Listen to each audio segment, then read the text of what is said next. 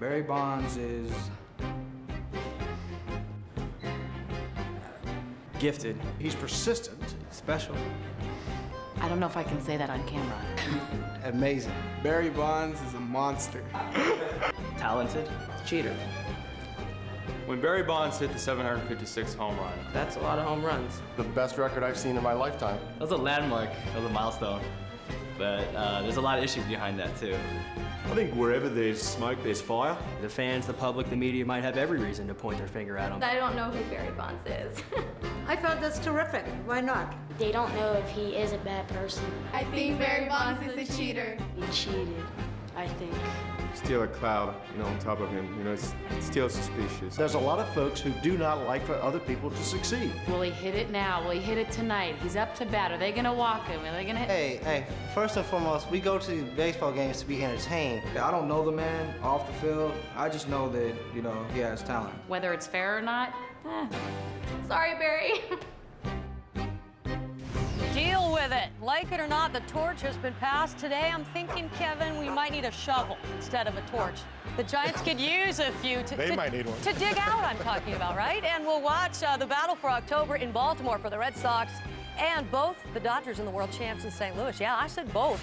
Welcome inside the Fox Network Center. That is Kevin Kennedy. Hi, Jeannie. I am Jeannie Zalasko, and we're trying to figure out what baseball does for an encore, a 7-day period jam-packed with milestones.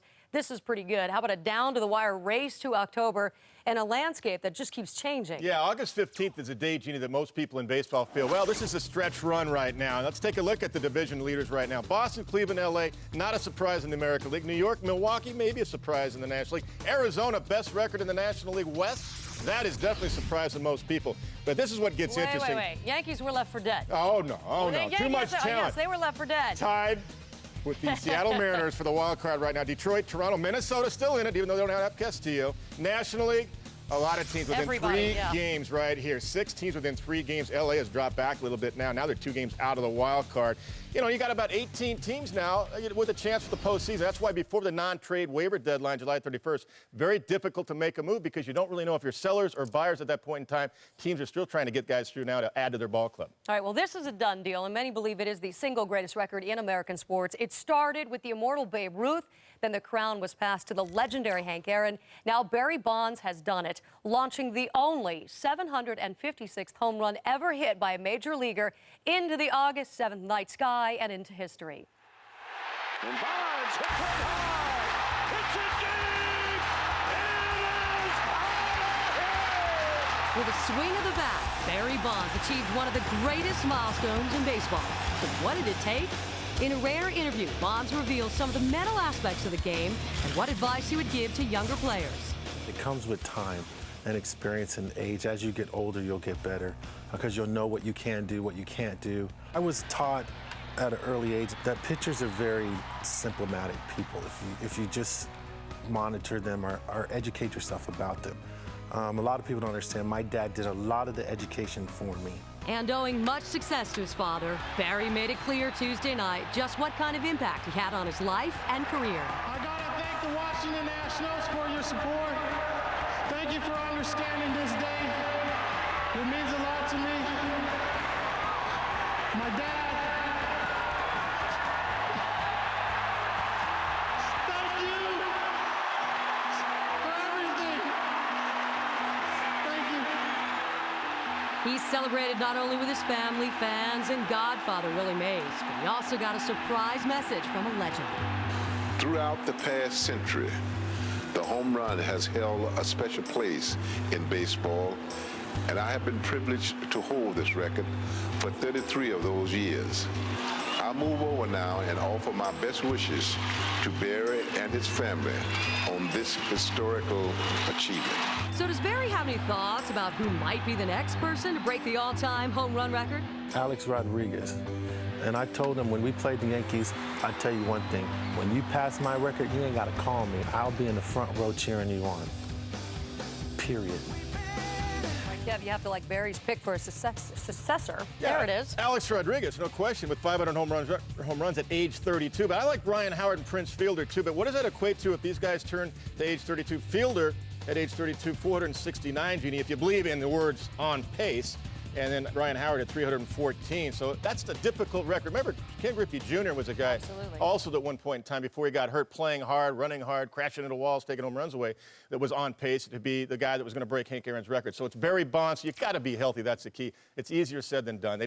Don't discount that it takes a lot of technique and great ability, but you got to be healthy year after year to do it. All right, with that being said, let's get to our heroes and goats and a little bit of a tribute to the guy who had the crown for so long. Talk about being healthy and in the lineup every day. Never hit 50 home runs in his career, but continually averaged about 42 to 44 home runs, Hank Aaron. And Jeannie, had he never hit a home run, Hank Aaron, guess what? He'd have more hits than Al Kaline and Wade Boggs. He had over 316 hits. That's without the 755 on top of it. He also led Major League Baseball as far as RBIs at 2,297. Stole bases, Gold Glover, and great guy. And handled the thing the other night in San Francisco with dignity and class, as we expect. I can't say the same for everybody out there. That leads me to my GOAT and the circus surrounding Barry Bonds. Everyone who's pinned the moral decline of society on the shoulder of Barry Bonds, talking about the loss of the integrity of the game. Check out 756 night in San Francisco. Where is the integrity in the stands? What would you do for the opportunity to cash in on a souvenir?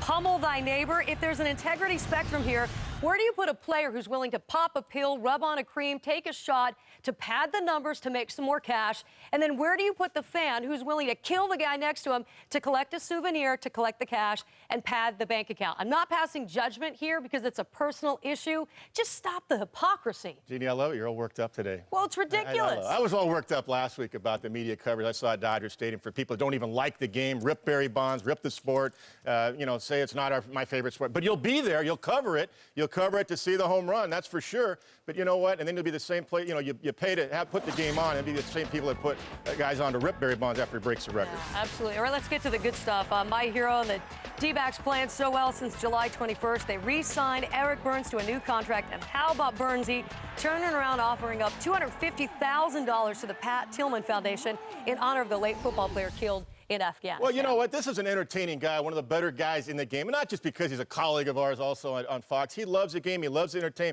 But guess what? He's a good player, too. He's having a great year for the D-backs. They've got a good young core of players, and he's still a young guy. He deserves to be back there 3 more years. All good right. move. Your GOAT, sir? My GOAT to Toronto Blue Jays, not for hitting A-Rod once, what happened May the 30th when he rounded the bases and said, ha, and then the young third baseman dropped the ball. Allegedly said ha. Allegedly. Yeah. The second day, you get it. You miss him the first time, and one day you don't get a second chance. So what happens? Roger Clemens the other day, after A-Rod was hit, and they went after him a second time, he retaliated after a warning was issued. So Roger's going to have to take his suspension. He's going to miss 1 start, but that's the right move to back up A-Rod. They upped the ante the other day when you do that. You miss him the first time. You don't do it a second day. And really, was it that big of a deal to go after A-Rod? I mean, it's not like he took somebody out at second base and tore his knee up, an infielder for the rest of their career, or they hit a guy in the face. He said, ha, or I got it. So what? Yeah. Not a big deal. If that's all you have Good to move by focus Rocket. on. All right, we'll focus on this. 2 nights before Bonds left the yard and made history of 755, Tom Glavine was reminding us all that 300 is the magic number for pitchers. Well, for Tommy Glavine, I think, Jeannie, the biggest thing for me, made all of his starts, never been on the disabled list. In this era of all these, you've got all the words. The oblique pulls. No, the avulsion. I mean, my goodness. The guy has a big contract today, a little bit of twinge in his arm, and he's on the disabled list. Tommy's never been on it. Therefore, he becomes the 23rd pitcher to reach 300. And I got to tell you, I don't know if there'll be too many more. Randy Johnson is hurt right now. He's going to probably pitch long enough to get 16 more wins to get to 300. Musina then has 244. After that, I mean, you got guys like Oswalt and Hudson, Sabathia. They're going to have to average about 18 wins a year till age 40, and that's going to be very tough to do in this day and age. Yeah, I can't get a guy to win 20 games in a season anymore. Once upon a time, there were ideas of grandeur, though, for lefty Rick Ankiel. He walked away, though, from a pitching career in frustration more than 2 years ago. You can understand why after the showing of the 2000 NLCS. This guy had great stuff in 2000 with a good curveball. Then in the postseason, he lost it all, and it mainly, part of it was mechanics stepping across his body. A lot of it became mental. He tried to make a comeback pitching, couldn't do it, but he has made a comeback hitting. Reincarnated. 32 home runs in AAA. They called him up the other night. Here's the home run against the LA Dodgers in his first game back, and this guy is for real. Telling the Richards, said, listen, I'm putting him in the lineup not just because it's a gift, not because we think we owe it to him. This guy can help us win. He's a great talent. He was a good hitting pitcher. Now he's just a good hitter. All right, well, the Cardinals, of course, not giving up on Ankiel, but some teams have other ideas for the names and faces in their clubhouse. Waiver wire madness on FoxSports.com. Ken Rosenthal's got you covered along with everything else you need to know. This week on FoxSports.com, check out a glimpse of TV life on the road with Fox Sports staffer Brian Biedermann's blog. Fox NFL Sunday host Kurt Menefee visiting 27 NFL camps in 29 days. Click on Kurt's blog as he takes you around the NFL. Plus, get ready for Fox Fantasy Football. Sign up for a free draft guide and a chance to meet LaDainian Tomlinson. All on the one and only FoxSports.com. I don't know, I want more Brian Biedermann, but this Wednesday at 10 a.m. Eastern Standard Time, log on to FoxSports.com, get an insider's view as Kurt, Howie, Terry, and Jimmy and the team get ready for the upcoming season. This live webcast is delivered by wireless from AT&T. Just made him a star. You do too. Still ahead. Can you imagine the game without Dontrelle Willis? Major League Baseball is making sure the inner city talent can never be lost. Also, last licks. Kevin Kennedy, words of wisdom for all parties involved. By the way, if you were counting the Cardinals out, think again. Kevin sees in October. That includes the reigning world champs.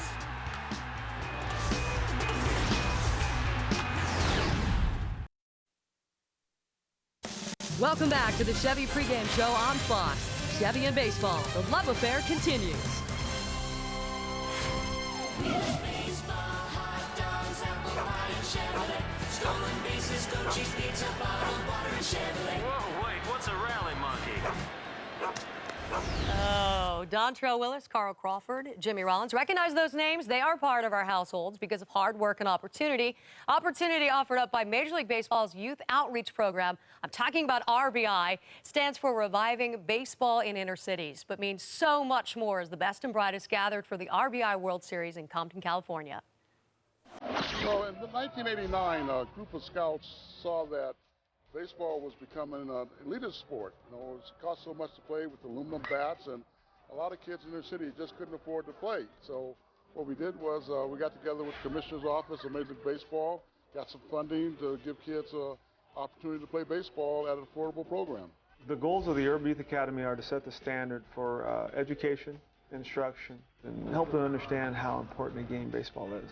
It made me want to work harder because I see more competition outside of Illinois, you know, out here, LA, Houston, and St. Louis, and, you know, things like that. So it made me want to work on my game a little more because I want to be the best. The RBI is more than just baseball, but it's building better citizens through baseball. We're teaching kids life skills and values, teaching them the importance of education. So baseball is always looking to be a good community neighbor, and this is just part of us being that good neighbor.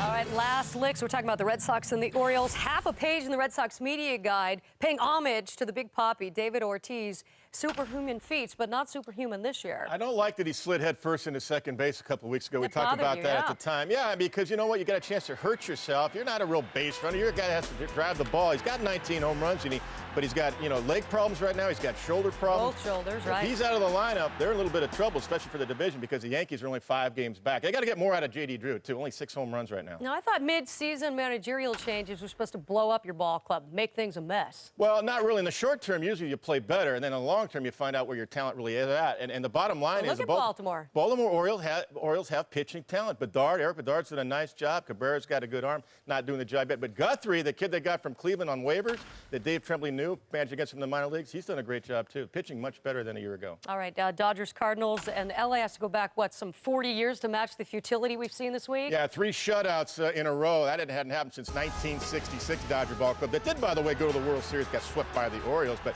they're not scoring runs right now. You're exactly right. Big 2-run home run last night by James Loney in the 9th inning. Otherwise, they get shut out again. They're hitting .061 with runners in scoring position. Their last 61 at bats.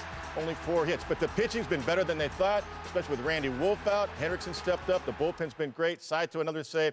Pitching's not the issue right now. It's the lineup. They got to start swinging the bat with runners in scoring position. And for St. Louis, the Cardinals are still alive. They're hovering. Well, it's a winnable division, number one. Soriano for the Cubs is hurt. That's a big miss. No question about that. And Milwaukee Brewers haven't put this thing away. A young ball club that a lot of people thought, well, they're going to fall off the face of the earth at some point in time. They got too much talent to do that. I think Milwaukee still is going to be there at the end in Chicago. But St. Louis, I don't know if they have enough pitching to do it. I mean, they're bottom in pitching. They're near the bottom in fielding.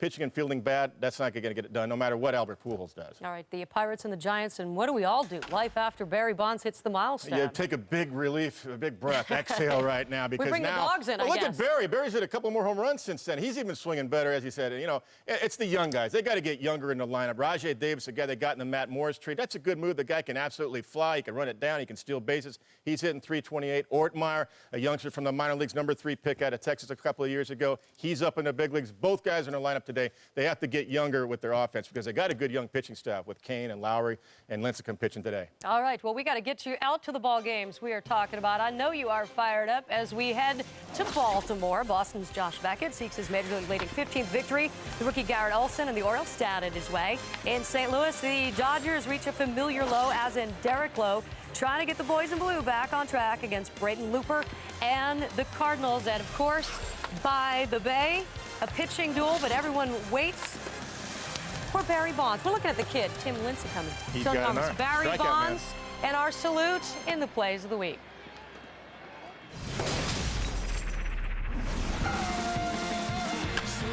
But this is fair. It could be.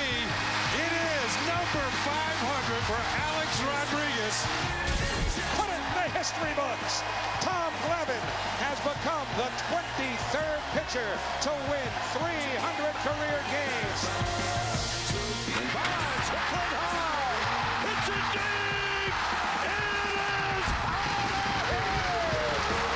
Thank you for everything. Thank you.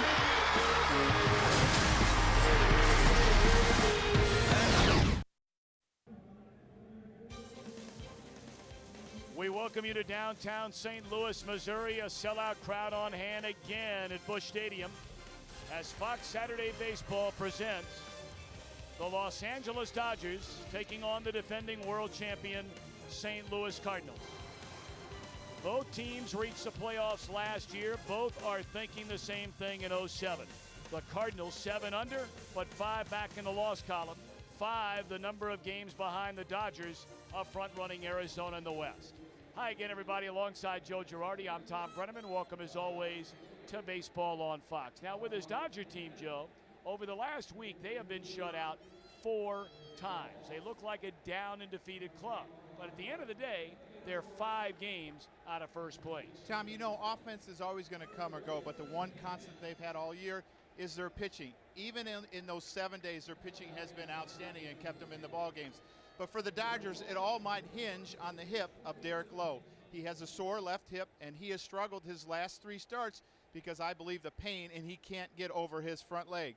And if they're going to get back to the postseason, I think he has to come up big for them. All right, now pitching for the St. Louis Cardinals has certainly been something they have been thin on the entire year until lately, when now all of a sudden, because of slumping Milwaukee and slumping Chicago, they're right in the heart of this thing. Well, through injury or guys signing as free agents to go other places, the Cardinals starting staff has been decimated.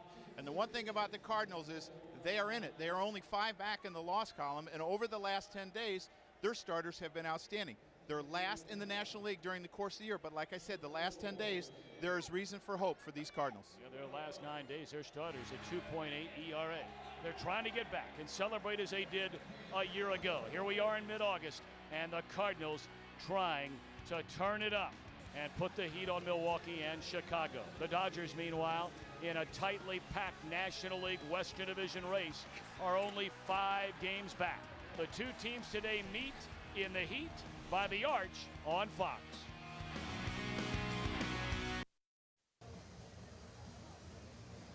Welcome back to St. Louis. It is a steamy Saturday. Joe Girardi, you have played on many days like this. Not nearly as humid as you get in August in St. Louis, but it's downright hot. It is hot, and there's not a lot of breeze on the field. And the little breeze that you do feel, it feels like you're in a sauna, and you see the temperature on the field. They're very fortunate that this isn't AstroTurf anymore, because that would be way beyond 120. Let's take a look at the Dodgers starting lineups, brought to you by Taco Bell. Think outside the bun. And with today's Dodger lineup, here is pitcher Brett Tomko. Hi, I'm Brett Tomko.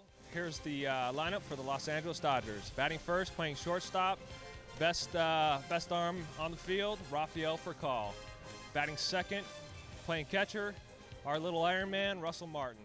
Batting third, the hero of last night's game, playing first base, James Loney.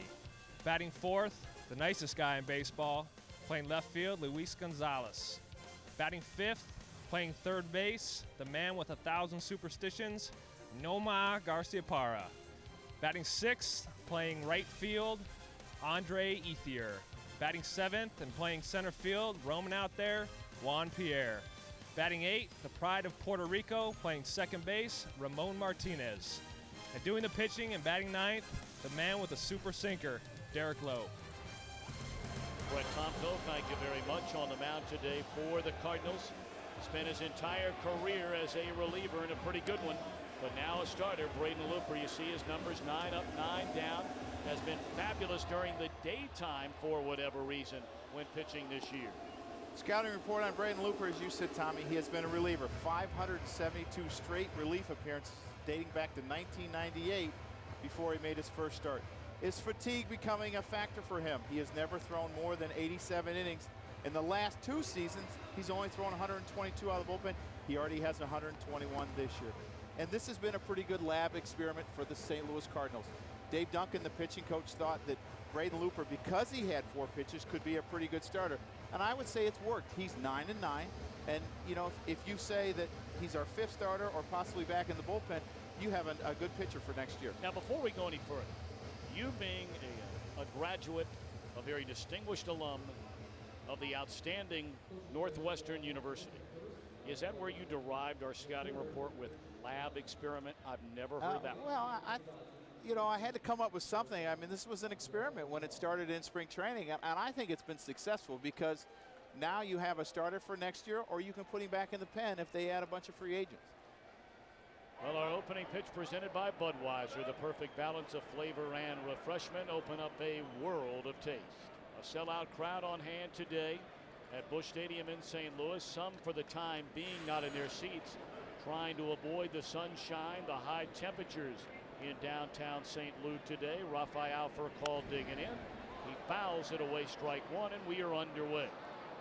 You know, you talk about the heat here in St. Louis today, and what you worry about it a lot about is players getting dehydrated, possibly having muscle pulls in their legs, whether it's a hamstring or a quad. So the players have to be really, really careful on days like today.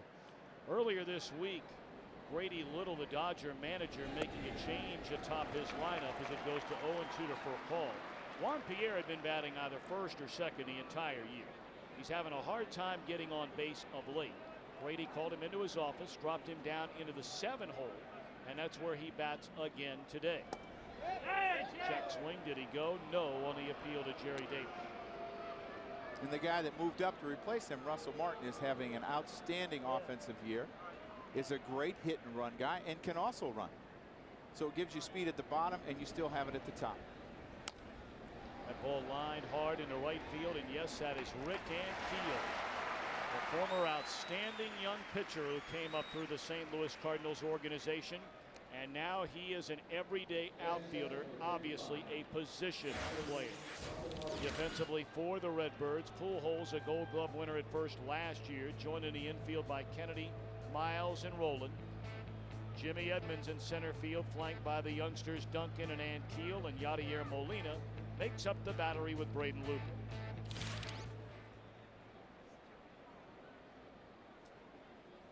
Russell Martin, a National League All-Star this year, checks in at .298, 12 home runs, 68 runs, batted in. And yes, he's a catcher, but he can run. 18 stolen bases on the year for Martin. I think what you worry about Martin down the stretch, yes, he is young, but this young man wants to play every day, and when he doesn't see his name in the lineup, he complains, and he has 45 more plate appearances than any other catcher. You see, I mean, he has had an outstanding year, but you don't want him to get run down. Well, you look at Russell Martin and where he ranks among National League catchers in every major statistical offensive category.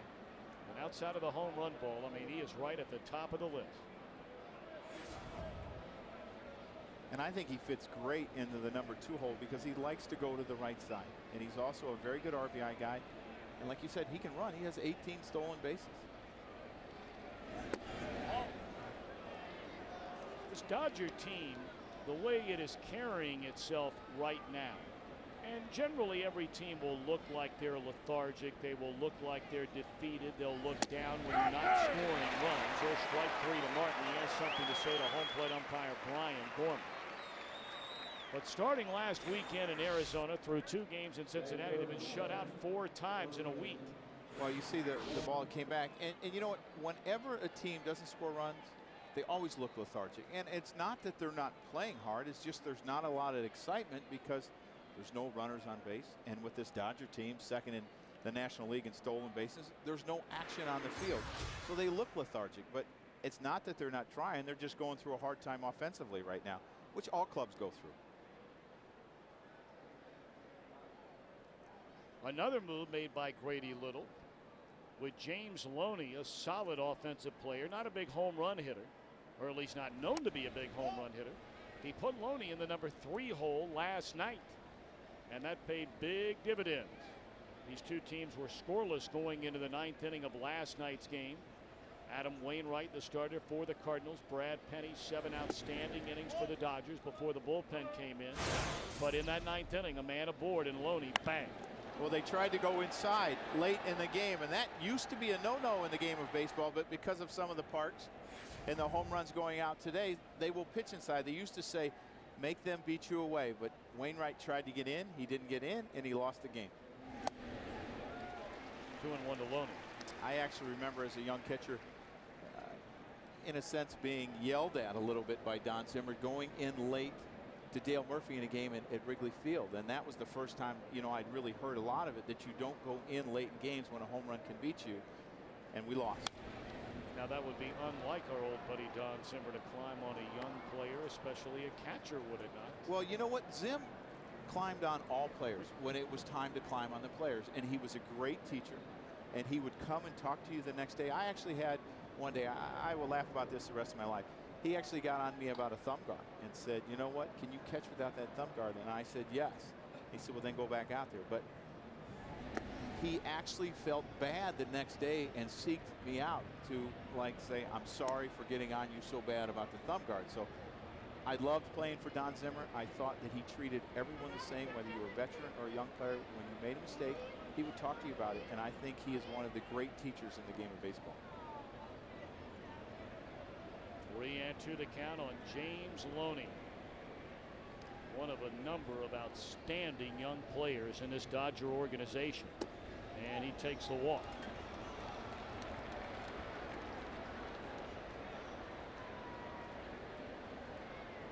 We had a long visit with Tony La Russa, who's closing in, only 11 wins away from tying the Hall of Famer Red Shane-Dinks as the winningest Cardinal manager in franchise history.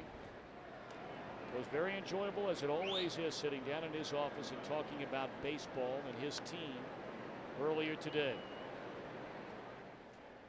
Grady Little trying to get the Dodgers back to the postseason as he did a year ago when they lost in the opening round during the division series to the New York Mets. Here's Luis Gonzalez, the former Arizona Diamondback standout, and of course now Gonzalez finds himself on a team chasing his former team in Arizona. Well, there's another club loaded with young talent. In the air to right field. Room out there at the track for Ankiel, and that'll do it in the Dodger first inning. St. Louis comes to bat against Derek Lowe when we return.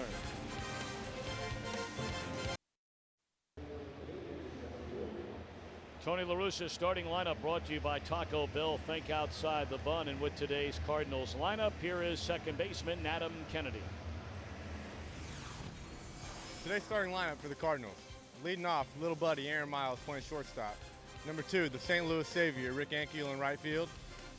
Hitting third, first baseman Albert Pujols. Cleanup today, Jim Edmonds, center field. Hitting fifth, coach's son, Chris Duncan in left. Hitting sixth, Gold Glove every year in and year out, Scott Rowland at third base. Yadi Molina hitting seventh, catching, nobody run on him today. Braden Looper hitting eighth. That's how we do it here in the Cardinal Nation. And hitting ninth today, second baseman, myself, Adam Kennedy. Let's talk more about that move made a week ago by Tony La Russa about the pitcher eighth, Kennedy ninth. On the mound for the Dodgers is Derek Lowe. Has struggled here over his last 5 starts. Overall has had a pretty good year.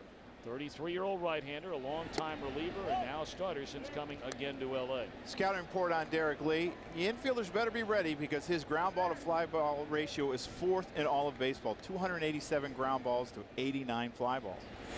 I think he's on a short leash today because of the bad hip, and they will watch him very carefully, see how he's moving around, see if he's pushing off that back leg and landing violently on his front leg. And it's been a while since he's won. He has not won a game since June 22nd in his last 8 starts, and the Dodgers in his starts are 2-6 in those 8. And he's a big, big part of this Dodgers starting rotation. With line in the left center field, a base hit by Aaron Miles to start the St. Louis opening inning. You know, Derek Lowe was 16-8 for him last year, and he was healthy. And during his pregame warm-up, you see him trying to stretch that left hip. He has a labrum problem in that left hip that might require surgery after the end of the year. He's trying to gut it out for him, but the hard thing is he can't land on that front leg, and sometimes he's a little bit tentative, and that leaves his sinker up in the zone. You heard Adam Kennedy refer to Rick Ankiel as the St. Louis savior. That one drilled into deep right field. Back to the wall. Goodbye. This Hollywood script continues for Rick Ankiel.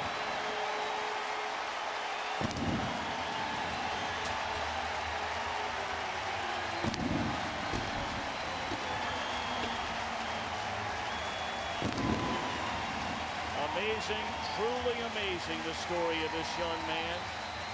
Highly touted, highly productive pitcher. When he first came to the major leagues, went through arm problems, control problems, some emotional problems, went to the minor leagues, became an everyday position player, came back to the big leagues Thursday and homered. Curtain call again today.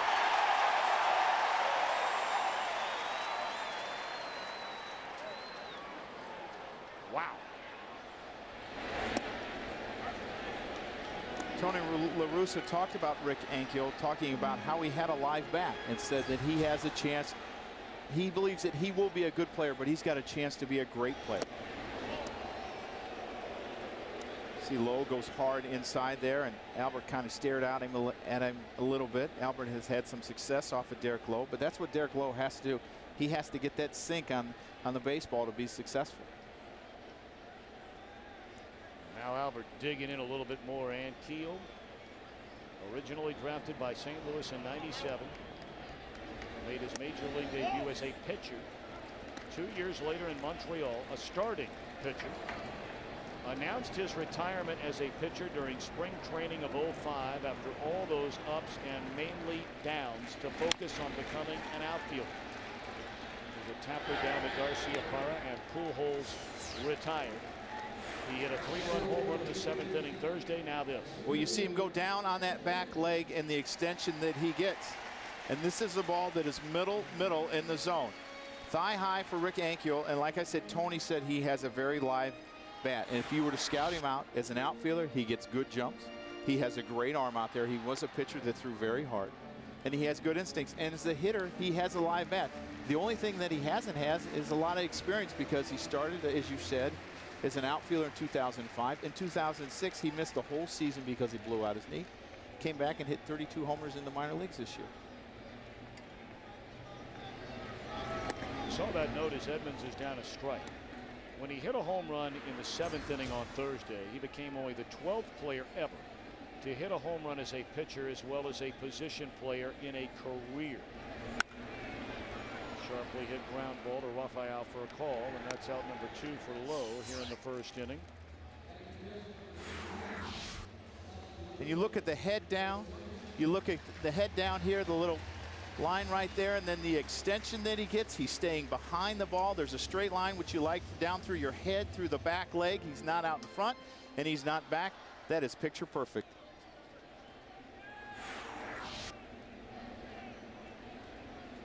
So 2 down, and now Chris Duncan, who saw a lot of time batting in that number 2 spot in the Cardinal batting order. But now they have Ankiel there. Tony La Russa has always been proponent number 1 of having thunder in that 2 hole. A guy who can do damage like Ankiel did here today, right from the start of a game. And I think it's a great spot for Ankiel, especially in front of Pujols, because you're going to see a few more fastballs, because hitters don't want to pitch to Albert runners on. Little roller down to Loney, and that'll end the inning. But Rick Ankiel has electrified this city. It's one of the great stories in recent memory. He gives St. Louis a 2-0 first inning lead.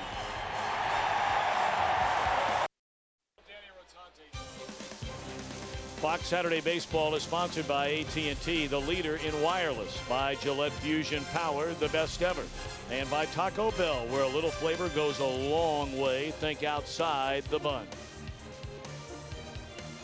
Rick Ankiel hits one a long way in the Cardinals' first inning. St. Louis a 2-0 lead for Braden Looper, and it's strike one to Nomar Garciaparra. Well, the way things are going for the Dodgers offensively, the last thing in the world this club wants to do is fall behind. Not that you ever want to fall behind, but especially when you're going through an extended period of time where you're having trouble scoring. And the one thing that the club, Los Angeles, likes to do is they like to run. And if you get too far behind with Yadier Molina, the one thing that you're not going to do is run, because he is so good at throwing base runners out, over 50%. So for the Dodgers, it's always, you know, station to station in a sense. When you get behind, they don't have guys that hit home runs. They're near the bottom of the league in home runs, so they have to play for a lot of base hits in it. Garciaparra to Hopper down to the sure-handed Scott Rowland, 1 ball. Well, the Dodgers don't like coming to St. Louis. Not that many teams do. The way the Cardinals have played, especially since Tony La Russa took over in '97. Including the 04 postseason when they met in the division series. The last 14 meetings between these two teams, not good for the men in blue. Well, the Cardinals have done everything. They've outpitched them. They've outhit them. They've actually hit more home runs than the Dodgers. As we talked about, the Dodgers are 15th in home runs this year out of 16 teams in the NL. Strike one to Andre Ethier, young outfielder who came over from the Oakland Athletics organization. Had an outstanding rookie year last year, and solid this year after a very slow start. Born and raised in Phoenix, Arizona, Andre Ethier. That's where he made his major league debut in that ballpark last year after being called up from AAA Vegas.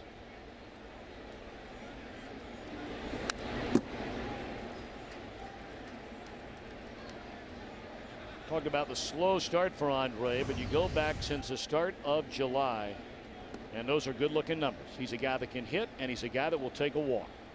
And you know what? He's a pretty good outfielder as well. He has 7 assists out there. He has a very good arm. He's moved from right to left. They also have Matt Kemp, who's another really good young outfielder. Could play center field if they needed him to. That's how good of an outfielder he is. I mean, they have a great young core here.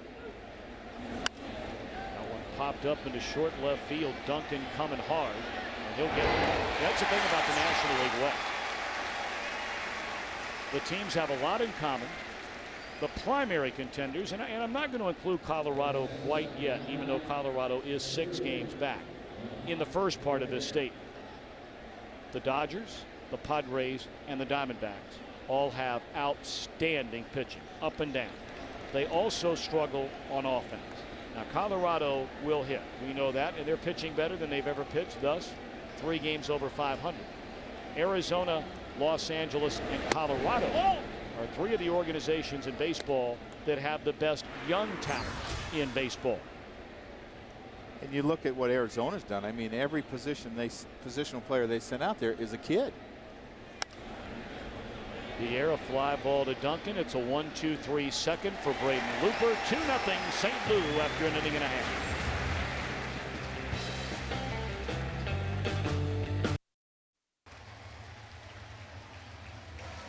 Two 2-0 Cardinals in front as they come to bat against Derek Lowe here in the bottom of the second inning. And here in this inning, we're going to see Scott Rowland followed by Yadier Molina, and then the number 8 hitter, the pitcher, Braden Looper. Now, when we got to the ballpark today, you know, it's one thing to read about it, but I know you wanted to get down there immediately and talk to the man himself who makes this decision, Tony La Russa, about why the pitcher 8 and a position player 9.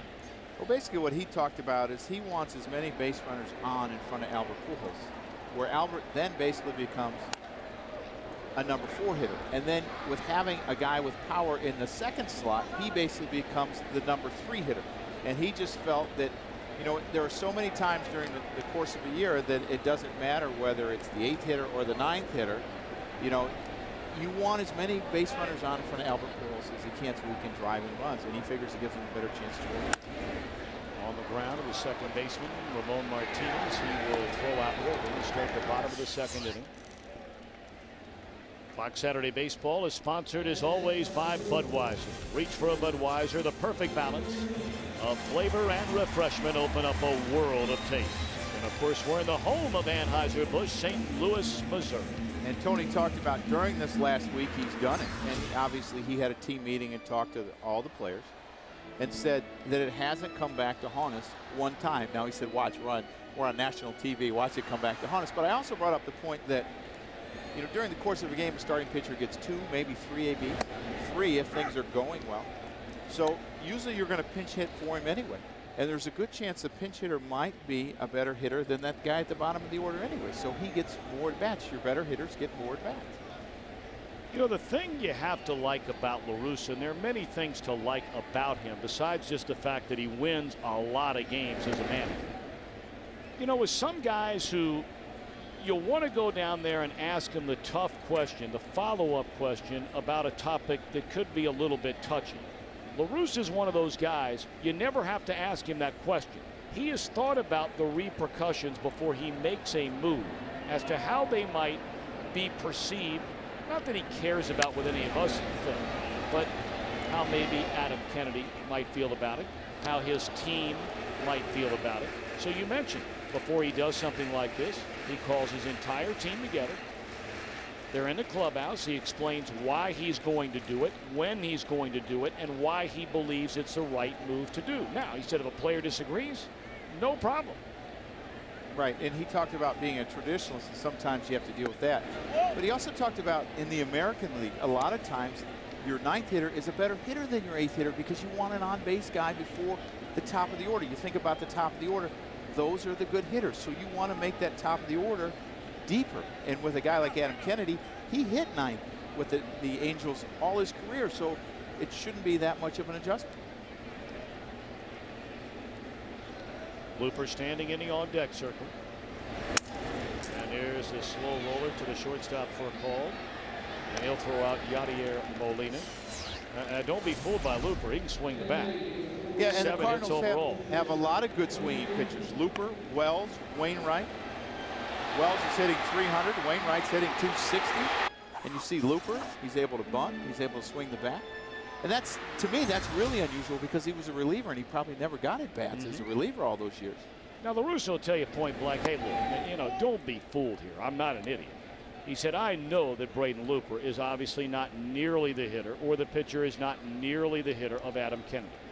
He said, but since we made the move, he said already 4 times, Kennedy as a number 9 hitter, or the number 9 hitter that particular day, has led off an inning.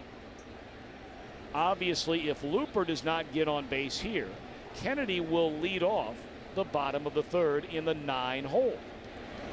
And a lot of times with a guy like David Eckstein who leads off, you have a contact hitter, and it's easier to play hit and run with Kennedy than it would be with a pitcher. I mean, this is well thought out by Tony. I mean, this is not something he just thought he would make up. And it started in 1998 trying to score some runs when they were struggling with, you know, Mark McGwire hitting 3rd. So, you know, your 3rd hitter is traditionally your best hitter. Your number 1 and 2 hitters are guys that can handle the bat.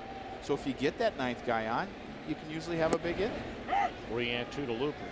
And again, if you tie all that into another of his philosophies we brought up earlier about the number 2 hole hitter having a guy that can hit the ball in the seats, well, now he's like a 3-hole hitter. That's right.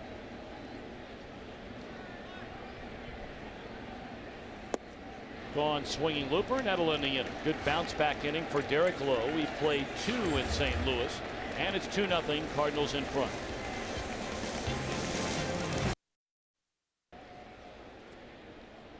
Top half of the 3rd inning, Dodgers coming to bat against Braden Looper. A 2-run home run by Rick Ankiel in the opening inning, the only runs thus far. Ramon Martinez followed by Derek Lowe, and then Rafael for a call. Now, for those that would argue the other side of the coin on what we were just discussing, here's an example where the number 8 hitter is leading off the inning and not the number 9 hitter. It sure worked out for Tony next inning, too, because he's now got Adam Kennedy working out. Leading off next inning.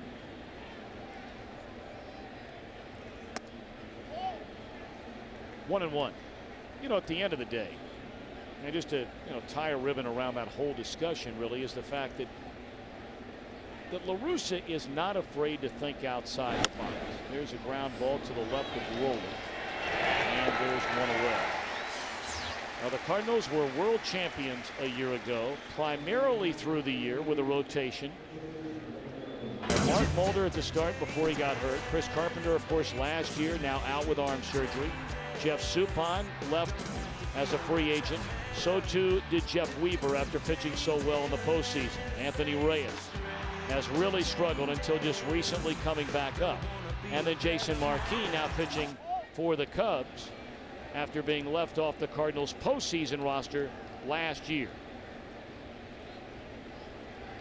Turnover almost entirely top to bottom in the rotation. In the air to the center fielder Edmonds. Now they re-signed Mulder thinking they can get him back. We'll see about that. See the numbers on Reyes, they're not good. Carpenter, they hoped to get him back about a month ago. That's not going to happen. Probably Suppan, 2009 now. Yep. He had Tommy John. That's not good.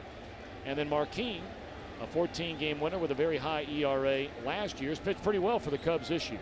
Well, the thing about Marquis is he gave you innings too, and then the bullpen is not so taxed. You look at the record, okay, but he gave you innings, and that's the important thing from your fifth starter. And now, I mean, they've battled all year. I mean, they've brought guys in, they've traded for guys, they've picked up guys that were released. You see Derek Lowe going down into the tunnel. Well, it looked like something may have aggravated that hip coming out of the batter's box after swinging a bat. Yeah, that's really bothering.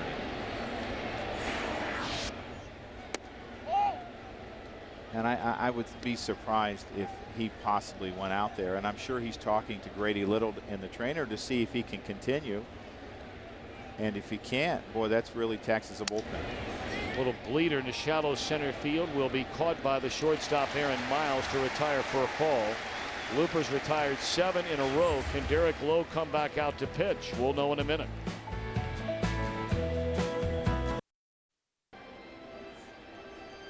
Tough to tell, Joe Girardi, how Derek Lowe is feeling out there on the mound right now after limping halfway up to first base a moment ago as a batter. Well, he looks real tentative to me landing on that front leg. And when you're tentative on that front leg, it's hard to get over your front leg and then get his sinker down in the zone. And I talked to Rick Honeycutt about it a little bit. He said that he was apprehensive his last start and then just finally said, forget it. I'm just going to let it go and see what happens. And it turned out pretty good. But after feeling that on that swing, I'm sure he's got to be a little apprehensive again. So Adam Kennedy batting in the number 9 spot in the batting order. Swings and fouls it away, 0-1.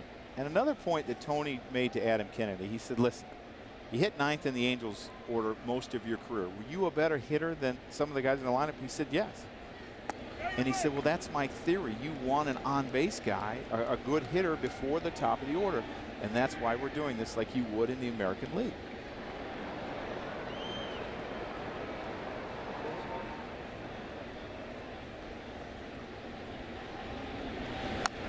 Kennedy's swing and a roller foul over near the Cardinal dugout, 0-2. And I think one of the things that the Cardinals might do, as Kennedy did a couple pitches before, is they might test him and bunt on him to see how well he can move off the mound. Because usually when you have leg problems, it's the starting and the stopping that hurts it the most.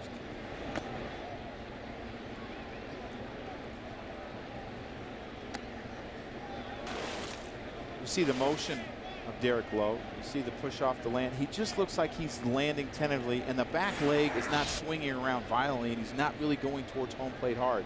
It just looks like he's not pushing on. Another foul ball by Kennedy, who's had a disappointing year.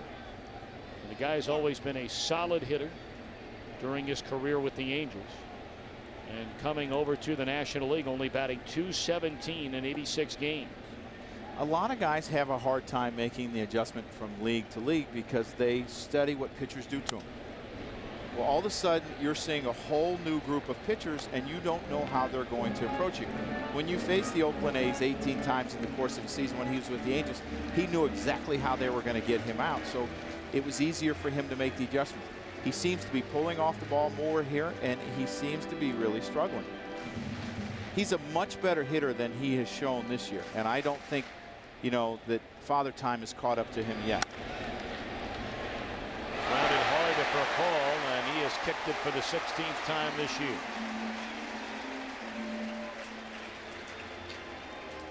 Rafael Furcal, most of his errors are on his throws because he has such a strong arm and sometimes he likes to show it off. But this ball came up. He was in good position. The ball came up a little bit on him. You know, sometimes when it's really hot like this, the infield gets hard. He hit that ball pretty hard. Adam Kennedy came up and got the heel of his glove and got by.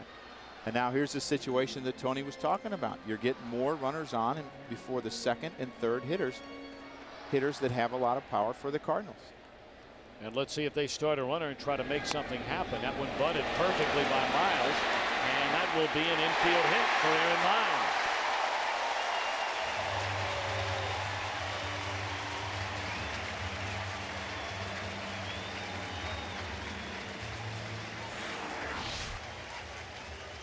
While they're testing Derek Lowe, and you're also testing Nomar Garciaparra, who was a shortstop when he first came up, was playing a lot of first, and this is an unusual throw for Nomar.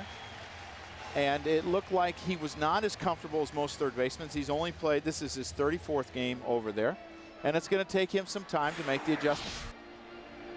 You look at Lowe. Lowe doesn't even go after this ball. He knows that he can't really get it.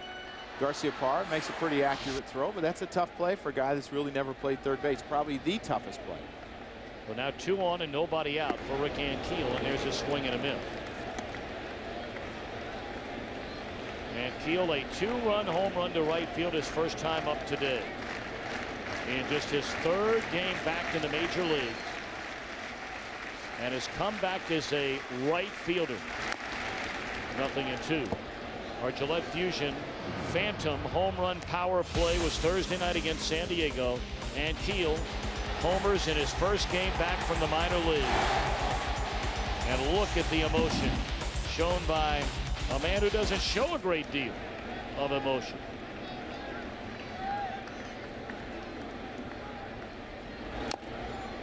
And just to get an idea what kind of power he has, he was on his front foot. I believe that was a changeup. I was watching the game that evening. Was on his front foot and still pulled the ball out of this ballpark. And this is not a home run ballpark. It has the 3rd fewest, I believe, in all of baseball home runs hit at this ballpark. So this is not a great home run ballpark.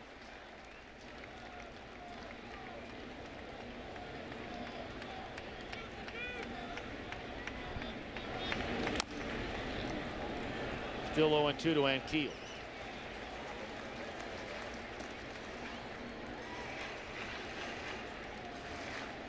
Well, Rick Ankiel, he had to wonder, many had to wonder, you know, could he do it? I mean, could he really do it? After being such a phenom as a pitcher when he came up. The 2000 postseason where he struggled with all of the wild pitches, setting a postseason series record for wild pitches. Then got hurt last year as an outfielder with a knee injury, and here this year the 32 home runs in AAA. 1-2 to Ankiel. And those 32 home runs are in less than 400 ABs. And you talk about the year that he has had. I mean, he's only had about 700 minor league at bats, where a lot of guys in the minor leagues will get 2,500, 3,000 in their career before they get to the big leagues. So he doesn't have a ton of experience. And there's a bullet in the right field by Ankiel. They are going to hold Kennedy at third as Ethier fires back into the cutoff man, and the Cardinals have him loaded. So almost as though Tony La Russa had it scripted before the game ever started. You bat a second baseman in the 9-hole, the pitcher in the 8-hole, ultimately hoping that Albert Pujols will come up with the bases loaded, and here we are. And here they are because of this single by Rick Ankiel, and he's trying to throw a little breaking ball inside a short stride, which keeps him back. Protected, fouled off some tough pitches, and this is what you want to see. You want to see him grind out the at-bats with 2 strikes, and that's what he did. Derek Lowe got in front of him, and he found a way to put the ball in play and get a hit, and he hit it hard. To me, that's progress for a young hitter when they grind it out with 2 strikes.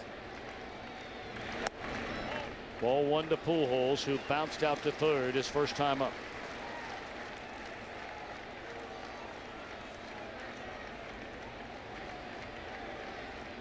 Pujols without a grand slam this season. 3 hits and 7 at-bats with the bases loaded on the year. Take a look at the hot zone for Albert, brought to you by Burger King. And well, when you hit over 300 every year, there's a lot of red, and the only place that you can go is right here, down and away with that sinker. And if you're Derek Lowe, you're a lot of times you're a guy that likes to throw here, this sinker. Well, this is his power zone right there where he drops ahead and can hit the ball a long way. They're going down and away and missing down and away. He's trying to get it there, and it's just not coming back enough. The thing that he is doing is he's keeping the ball down, and Albert Pujols is a patient hitter. He does not strike out a lot. He takes his walk, so you're going to have to throw him strikes in this situation. He's like a throwback to me because he's one of those guys that strikes out only about 50 times a year and walks over 100. Double play ball here. If they can turn it for a call, won't get anybody out.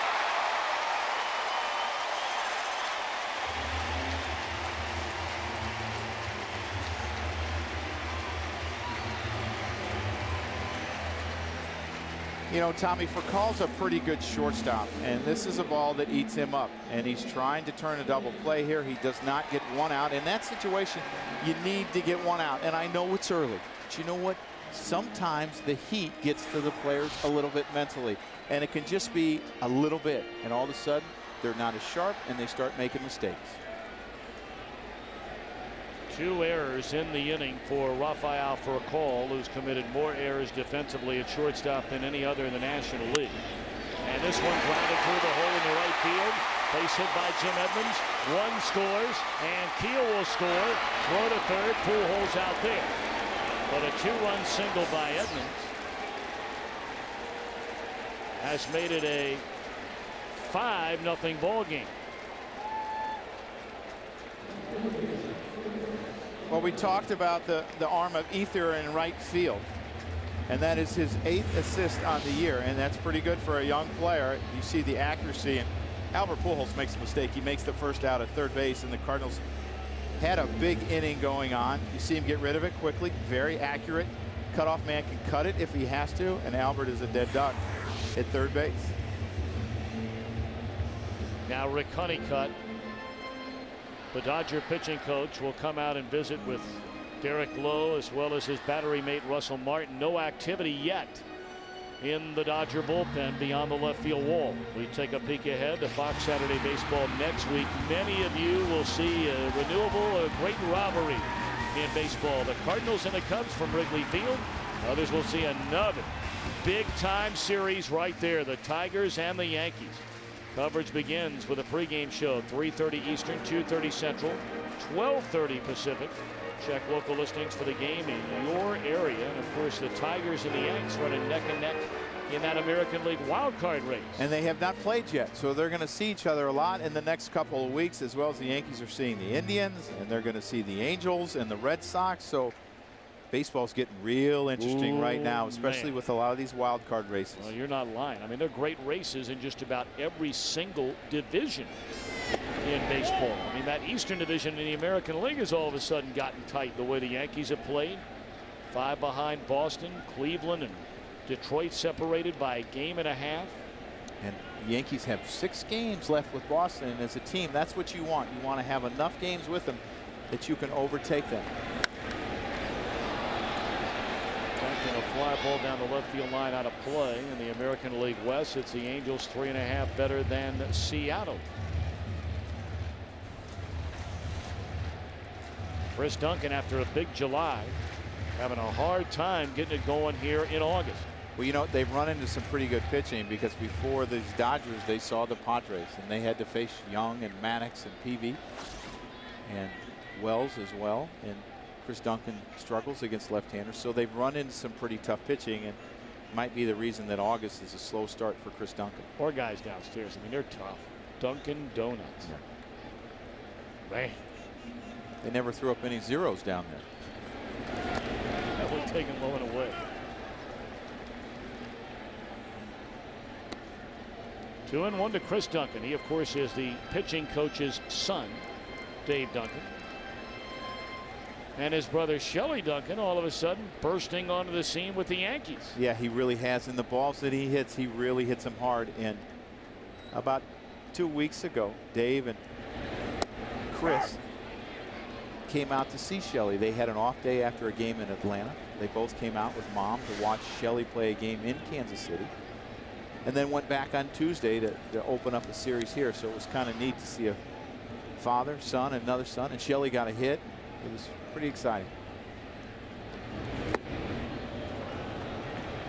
He comes up empty there for the second out of the inning. For Derek Lowe to be successful, these are the things that he has to do when he gets ahead. He has to throw these good changeups down and away to the left-handers, sinking and running out of the zone. It looks like a strike, strike, strike, and all of a sudden it disappears.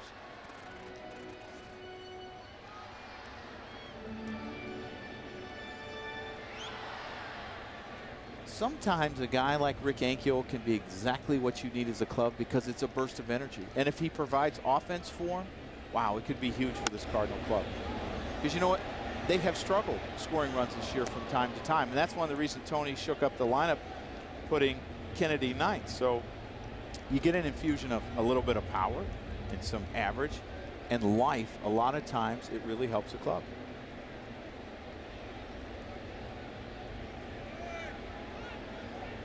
0-1 to Scott Roller, and sharply hit down to Nomar. Backhanded pickup, and the inning is over. But not before the Cardinals strike for 3. We go to the 4th. St. Louis out in front, 5-0.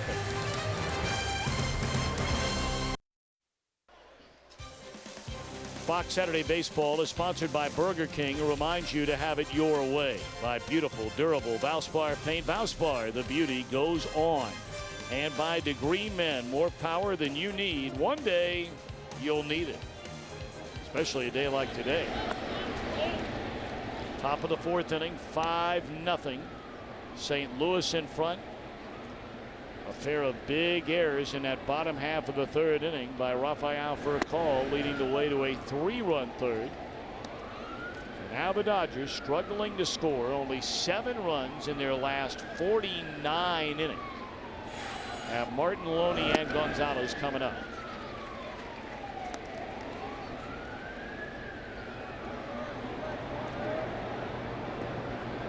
You know, it's always interesting how a club can struggle so bad offensively. As the Dodgers are shut out 4 times in 5 games. They got swept by Arizona a couple weeks ago. Arizona has been extremely hot, going 16-3 in the last 19 games, gaining 10 games on the Dodgers, going from 3rd place all the way up to 1st place, gaining 7 games on the Padres. I talked to Billy Miller about, a little bit about Arizona. He said, the funny thing about Arizona is before they went on that hot streak, they lost 6 in a row. Yep. So you can look like you're struggling, and one game can help you take off. And this is the type of game, if you can come back and win, it might really help you build on something. Bill Miller took over for Eddie Murray as a Dodger hitting coach. He is still the interim hitting coach. And of course, he won an American League batting title playing for Boston back in 2003. And that one lined right into the mitt of Roller. We caught up with Tony La Russa in between innings, and we asked him almost as if scripted, with Kennedy leading off that 3rd inning. When Albert Pujols stepped up there, he had the bases loaded. They had the pitch to him, right, Tony?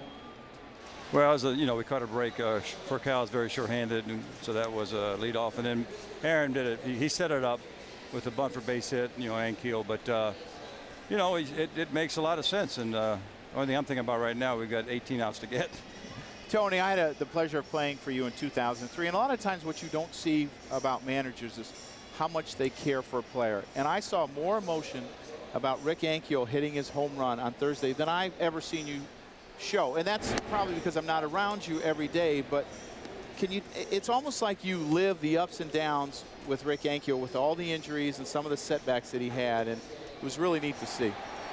Well, what you saw me do, Joe, was exactly what our club was doing. Ever since he showed up in 2000 and had, wonderful talent, had some success, but just has gotten a brutal number of breaks. The way he's responded has really earned as much respect as I've ever seen on a team, and whether it's the coaches, the players, the trainers, front office, the manager, we all are very, very much in his corner, and he deserves good things to happen. So when he does something good, we get excited. Tony, thanks for the time. Good luck. Thank you. Rick Ankiel, a perfect 2 for 2 today, a 2-run home run in the first inning, a single, and scored again in the third. That one lined into center field, and that's out number 2. Well, right now, let's send it for a game break back to Los Angeles and check in with Jeannie Zelasco. Tim Lincecum needed just 37 pitches to get through 3 innings with 6 strikeouts, and then the 4th inning happened. Jose Bautista single, that's Freddie Sanchez with a home run. And how about the very next batter? Adam LaRoche, home run. Lincecum only 3 home runs in his previous 68 and a 3rd inning. The Pirates out front big time, top 4, 5-0. Jeannie, thank you. Boy, a dip in that bay looked pretty good right about now, didn't it? It really does. I'm sure there's a lot of fans in here wish they could jump in that bay. Right. It would really be news if a player were to hit one into the Mississippi from here. I'm sure people would be scrambling for that baseball right. because that'd be the first time it ever happened. I don't even know if they'd be scrambling. I think they'd be looking around for somebody that was playing catch out there by the arc. 8-way to the west, downtown St. Louis, Missouri. Taken outside of Luis Gonzalez. A couple of hard hit balls by the Dodgers in this inning from Martin and Aloney, but loud outs. 2 down, nobody on. The Burger King hot zone for Luis Gonzalez. Luis Gonzalez has been hot for a long time, and the one place that he's always been susceptible is if you can get the ball in, and you have to speed him up. You get to this blue area right here, and then maybe you can throw him some change-ups away from him later in the count. Topped up and out of play. Of course, Gonzalez will forever be a part of baseball lore. Game 7. 2001 World Series, bottom of the 9th inning. Every kid's dream, little boy, little girl that's ever swung a baseball bat, to get the hit in the bottom of the 9th in Game 7 to win a World Series, and that he did against Mariano Rivera. That one lined into left field, and that will end the inning. 3-line drive outs against Looper. We go to the bottom of the 4th. All Redbirds thus far.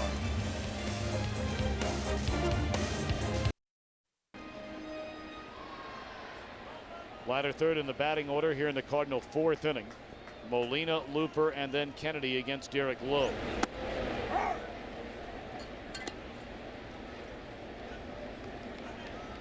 One thing that this game has today is it has 2 outstanding young catchers, and Molina,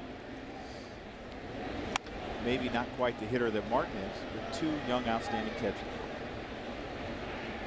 Ground ball to Garciaparra. Went away. We caught up with Rick Honeycutt a moment ago and asked him, is Derek Lowe physically struggling with that hip again here today? Well, I mean, there's certain areas that I know he feels he's not 100%, but he's a battler and a competitor, and you know, this game's tough enough when you're not 100%, but you know, when you're battling something like that, but he wants to pitch. You know, Rick, your overall depth of your pitching staff has been really good because you have sustained injuries to Quo and to Randy Wolf. Are either of those guys close to coming back? Well, you know, Quo had a bone chip taken out, I guess now about 10, 12 days ago. Randy, you know, had a little setback after his rehab assignment, so neither one of them are throwing quite yet, but we're hopefully they're both getting better and can pitch before the season's over. Rick, thanks so much for the time. Good luck. All right, thank you. Well, of course, you talk about those 2 guys, Joe Girardi, and then you factor in Jason Schmidt, who they brought in as a free agent leaving San Francisco. Obviously, huge expectations and hopes for him. He will not be back this year, so, you know, Derek Lowe gutting it out.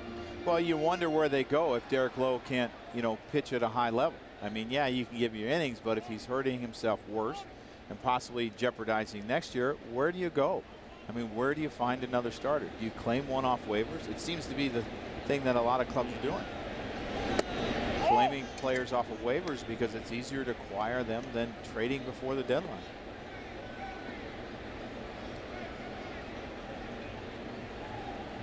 One 1-0 to Adam Kennedy, who reached on an error by the shortstop for a call.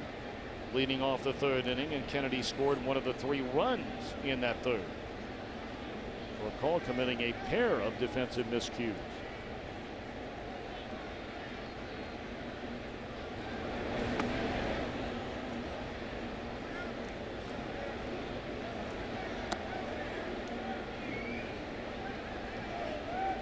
One thing that Lowe might have to do without being able to push off that back leg and land on that front leg as hard as he normally would, he might have to throw him over breaking balls because he may not get the same sink on his fastball. It may be more of a run to it side to side than going down, and he has not gotten as many ground balls as he usually gets, so he might have to change the way he pitches this year to gut it out a little bit.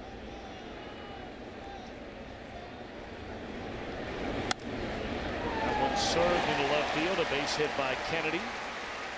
So he's a 2-out base runner for Aaron Miles, who's a perfect 2 for 2 today.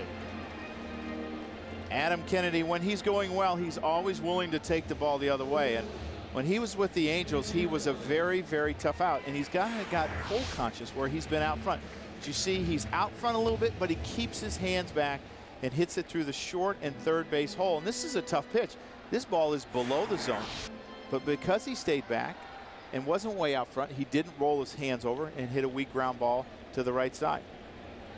And there goes Kennedy. Lowe never looked at it. He could have gone in there standing up. He slid in, but Derek Lowe never gave him a look, and that's a quick stolen base, the 6th of the year for Kennedy. Lowe not paying any attention, and he just takes off. And maybe it hurts him to turn to throw to first base. Maybe they've noticed in scouting reports that he's not throwing to first base as much. Because if you remember, when he took that swing, that rotation bothered him a little bit. So maybe they, found out that he doesn't like throwing to first base because it hurts. And if you get thrown out in that situation, picked off, you got the leadoff hitter up, so it works out well. Grounded down to Nomar, and that will end the inning. 1 hit and 1 left. We go to the 5th. 5-0 Cardinals in front.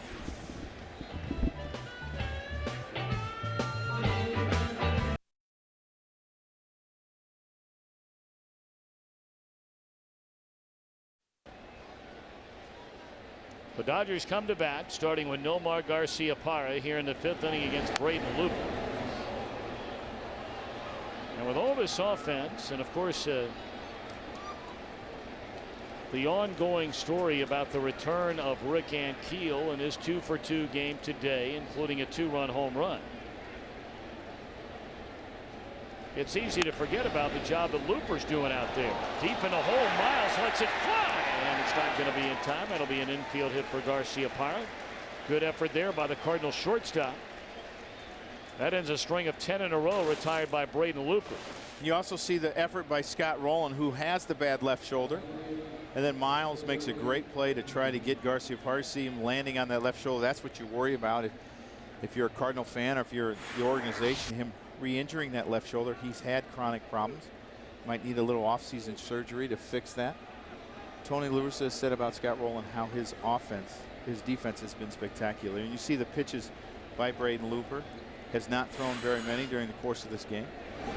And when it's a day like today, that is so important to your fielders to get them on the field and get them right off so they can go inside the shade and get ready to hit. It's one of the things that has very much disappointed Grady Little through this entire offensive ineptitude of this Dodger lineup. The fact that they're swinging at pitches very early in the count, rarely ever taking a walk. That one dropped down the right field line off the bat of Andre Ethier into the corner.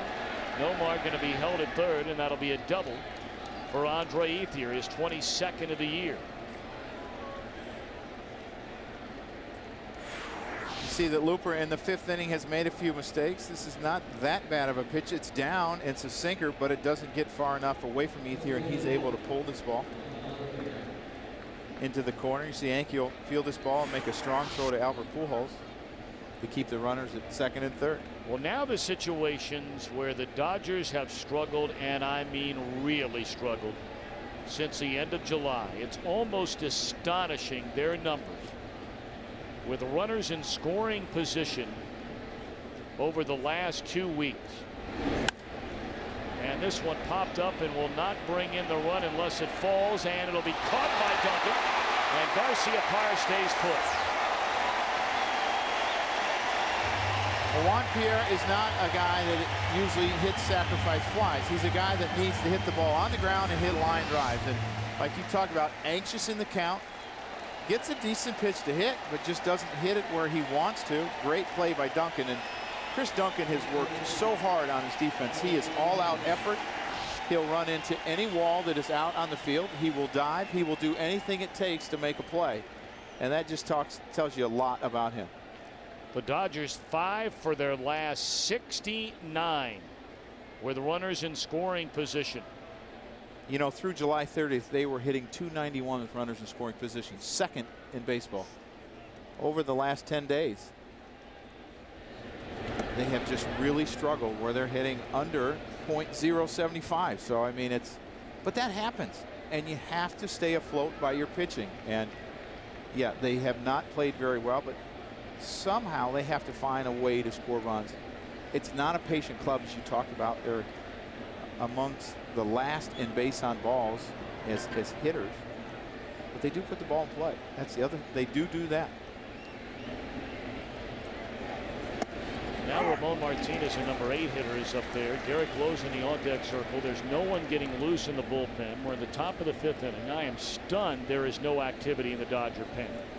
I mean, as hard a time as they have had scoring runs, and yet no one getting loose, and the pitcher's going to have to bat unless whoever would start to get loose any moment now could get ready quickly. And you look at the Cardinals bullpen this year in the National League, they have the highest winning percentage when they have the lead after 6 innings. The Dodgers are second. So, I mean, it's a team that you have to score before you get to the back end of that bullpen.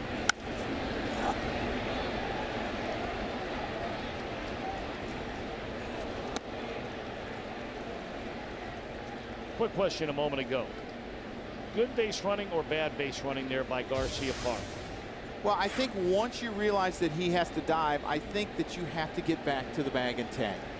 You know, when it's first hit, yeah, you're going halfway because you don't think it's very far. But when you see him on that dead sprint like that and he has to lay out, I think you have to tag up. 2-2 on Ramon Martinez, and that one is taken just a little bit high. So 3-2 again with Lowe on deck. There are bodies moving around in the Dodger bullpen, but no one has thrown a pitch.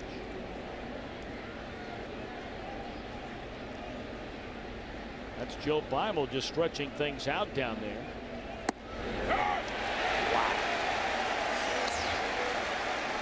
And the one guy that I believe that this lineup is really missing today is Jeff Kent. And this is just a fastball that he starts away, runs back across the middle. And Ramon Martinez is not the everyday second baseman. Jeff Kent, who is a great RBI guy, who usually hits 4th in this lineup. And you talk about not having Jeff Kent. When he plays, they're 53 and 43. When he doesn't play, they're 7 and 12. It's not like the Dodgers have used a ton of bullpen this week. I mean, they got a great outing last Sunday when Brandon Webb shut him out. But Brad Penny pitched brilliantly in that game to get beat. Mark Hendrickson on Tuesday night went 6 innings. Chad Billingsley went 5 innings, obviously from help after that from Scott Proctor and Jonathan Broxton an inning. Now they played an 11-inning game on Thursday in Cincinnati, but no one outside of Proctor pitched more than an inning. Only 2 guys pitched more than 2/3 of an inning. And then they got 7 strong from Penny last night. Yeah, it's a little bit surprising. And they had Billingsley in the bullpen as their long reliever before he was forced to go into the rotation because of the injuries to all the starters, Jason Schmidt, Quo, Randy Wolf. And they don't necessarily have a long reliever, but they have 7 guys in the bullpen that they could go to.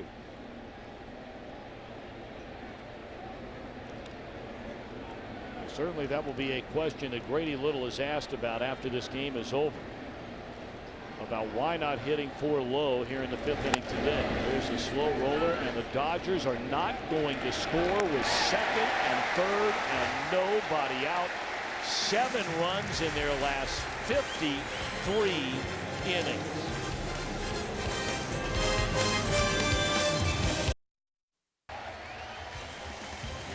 Fox Saturday Baseball is sponsored by Chevy, an American Revolution. Well, the struggles continue for the Dodgers with hitting with runners in scoring position, and you got to find a way to right the ship. You're going to have a breakout game where the confidence comes back and guys stop thinking about putting pressure on themselves with runners in scoring position. And every team goes through it. It's just what time of the year you go through it and how long you stay in it. And no one will remember this slump if the Dodgers end up, winning the National League West and often playing October baseball again. Well, the question is, when will it end? Better end pretty soon. Got that right.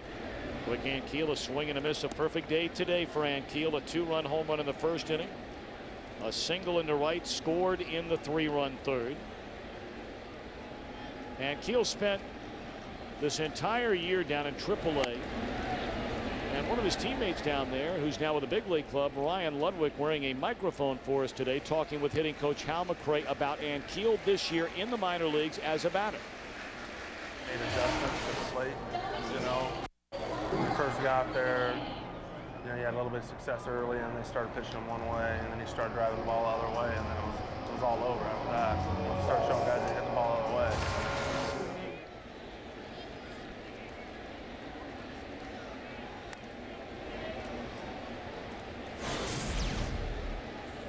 First inning today, 2-run home run to start the scoring against Derek Lowe. And then in the third, that single to right, which loaded the bases in front of Albert Pujols. And I think what Ryan Ludwig was talking about. This ball smoked into right, will be caught by Ethan Mercer. What he's talking. Hold that thought, Mr. Girardi. I'm being right. told we have big news from Jeannie Zalasko in Los Angeles. How do I live up to that? All right, the Red Sox. Josh Beckett looking for win number 15. Might as well get him some run support. Top two. Julio Lugo doubles in the first 2 runs of the day. We take it to the top of the third. Bases loaded for J.D. Drew. The single would score a few more runs. Boston's out in front 4-0, top 5. Jeannie, thank you very much. And when I was talking, Ludwig's talking about Ankiel, is the hard thing for hitters to do is to make the adjustment and learn to hit the ball the other way. And as you get behind in the count, you start thinking more the other way. Don't look for a pitch to pull, because when you look to pull, sometimes that front hip leaks, and if you don't get a ball inside, the breaking ball is really going to fool you. Well, the at bat before, where he had the single in the hole, he fouled off a ton of breaking balls behind in the count and got a base hit on a curveball away from him, which tells me he's thinking hit the fastball the other way, and you possibly pull the breaking ball, and that's maturity.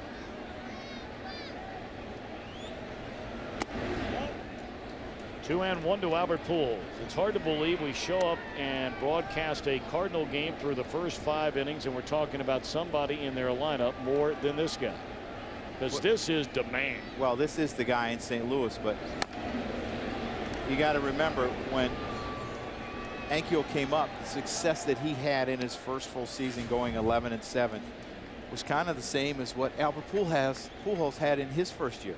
And Albert, I mean, he is just an incredible hitter. I mean, you look at how he uses his legs. He doesn't strike out. He takes his walk. I mean, to me, I talked about earlier that he was a throwback. I mean, it's numbers like guys like Joe DiMaggio used to put up, where they'd only strike out 40 times in a year, and that's Albert Pujols, and still hit more homers than the strikeouts that he has.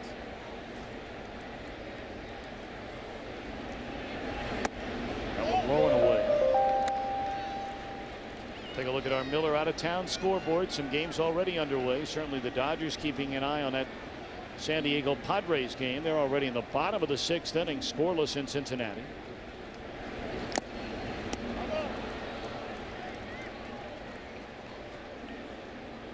Pujols, of course, the most valuable player in the National League in 2005. A 6-time All-Star already. Only Ted Williams, Joe DiMaggio, Pujols in Major League history to knock in 100 or more runs in their first 6 years. There's a slow roller up the third base line, and that will be an infield hit. He's got such great bat control, even when he gets fooled badly, which he does not do very often. Like on this breaking ball for Derek Lowe, he's able to find a way to put it in play. And this is a pretty good play by Garciaparra. He kind of fielded the ball on the wrong side where he had to transfer the ball to the other side to make the throw. You see him way out in front. See Garciaparra, and this is a tough angle. You see him field this ball and didn't make the transfer quite quick enough to get Albert Pujols. And Albert Pujols' legs have been sore, but he hustled, and he was talking about that hit, thinking about that hit.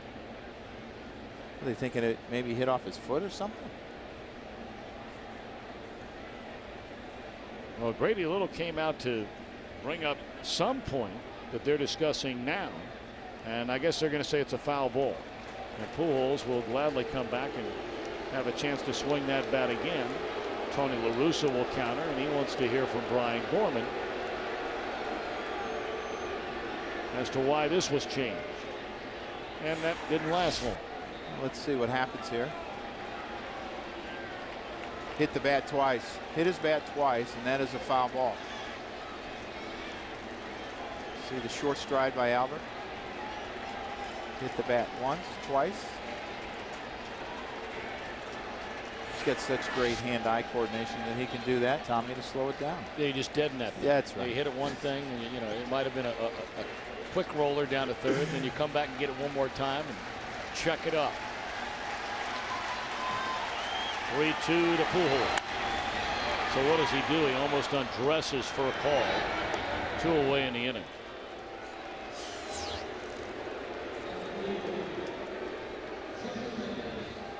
Time to take a look at our AutoZone strike zone from the starters here today. Derek Lowe and Braden Looper. Braden Looper has been very economical in his pitches, and I think it's important for a guy that's getting above the.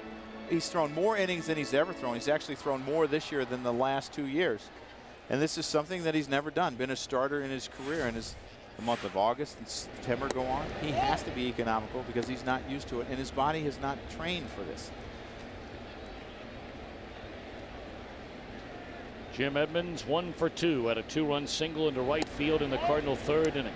5 runs, 6 hits, 2 men left for St. Louis. No runs, 2 hits, 2 errors, 2 big ones in that third inning by Furcal.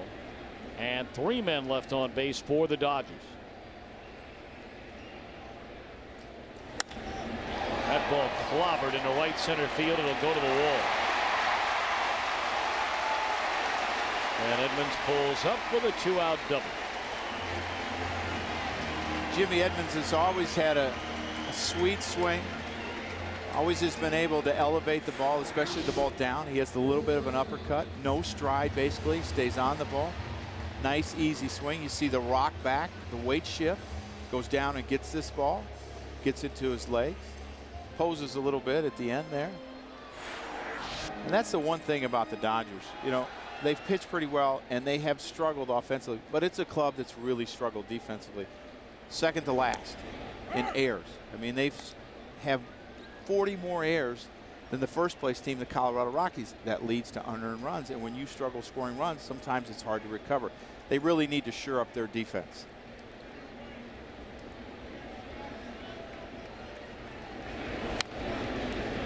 Oh, 0-2 on Chris Duncan.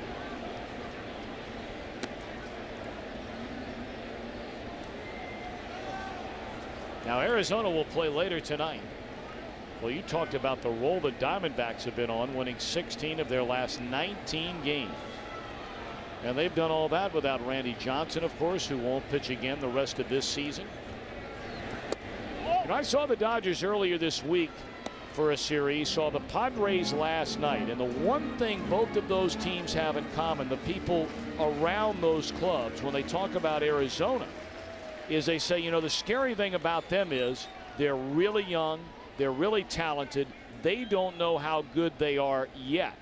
And most of their young, talented players have not had good offensive seasons, as Duncan has gone on strike. And that'll end the inning. But what a race it figures to be.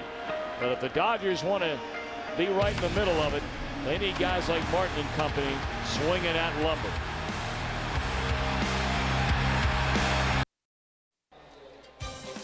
Fox Saturday Baseball sponsored by Avidor, by the auto parts experts at AutoZone. Get in the zone, AutoZone, and by the Comcast Triple Play, the best in TV, phone, and internet.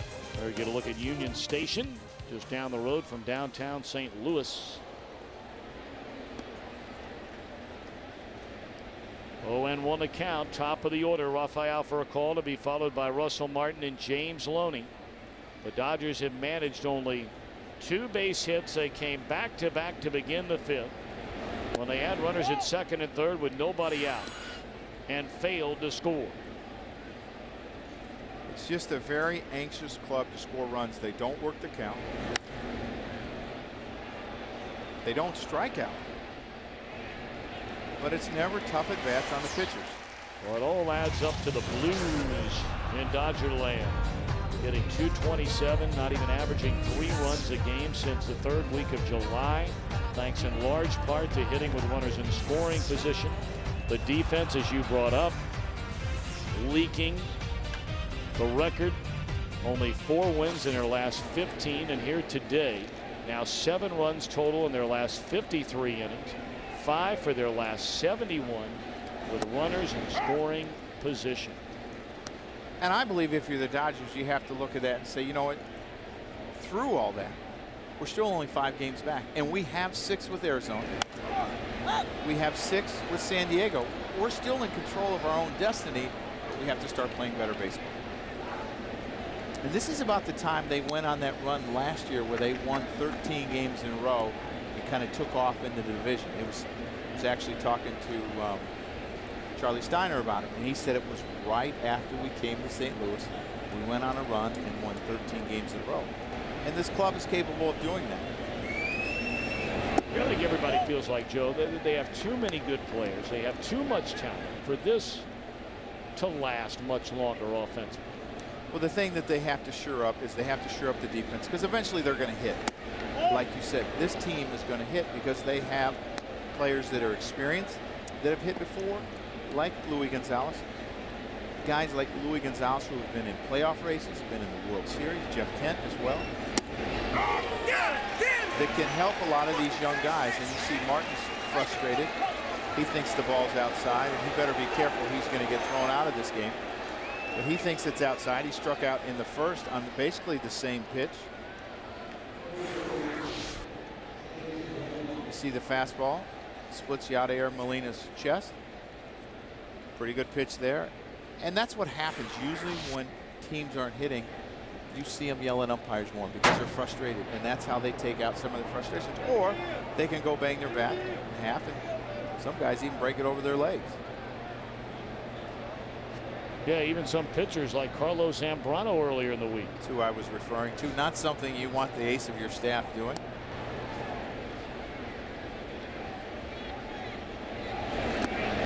Now this is one guy, James Loney, that will work the count. This is probably their most patient hitter on their club, and he's a young man who they believe is going to be a very good hitter.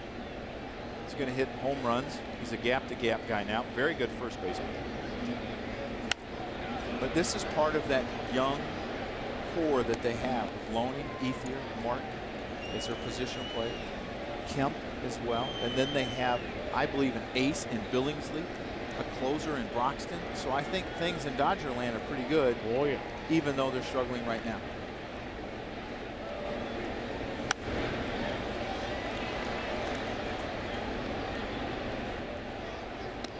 And you were talking about the talent in Arizona, all the young talent they have around the infield, the outfield, the pitching staff. A lot of people say there's a lot more coming too. So I mean, well, they just brought Justin Upton up. He's 19 years old. Yeah, boy, what a talent! Holy Moses, what a talent! And Carlos Gonzalez, another highly talented outfielder. It's a loaded up club.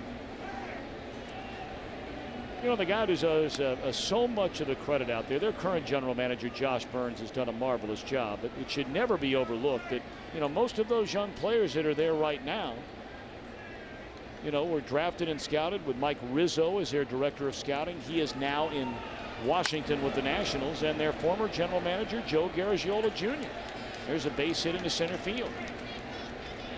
Well, I believe if you're going to be around for a long time and you're not a large market club, which I don't believe that Arizona you would consider a large market club, you have to do it through the draft, and you have to be very smart and acquire players and know players and get out and see players.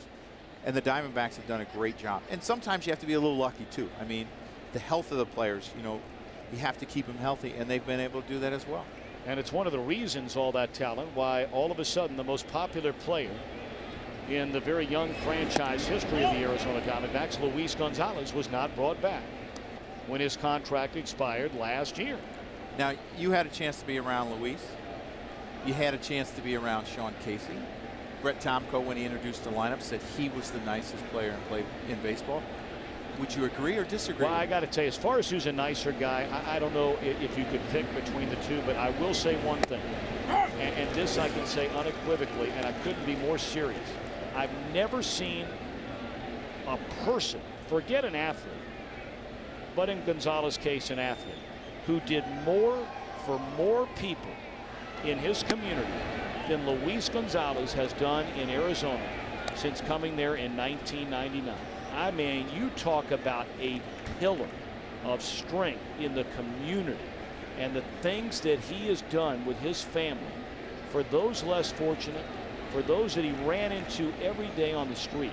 I've never seen anybody like him in my life, and I will forever admire what he meant out there to so many people for so long. Yeah, he's just a super guy. He comes from the Tampa area.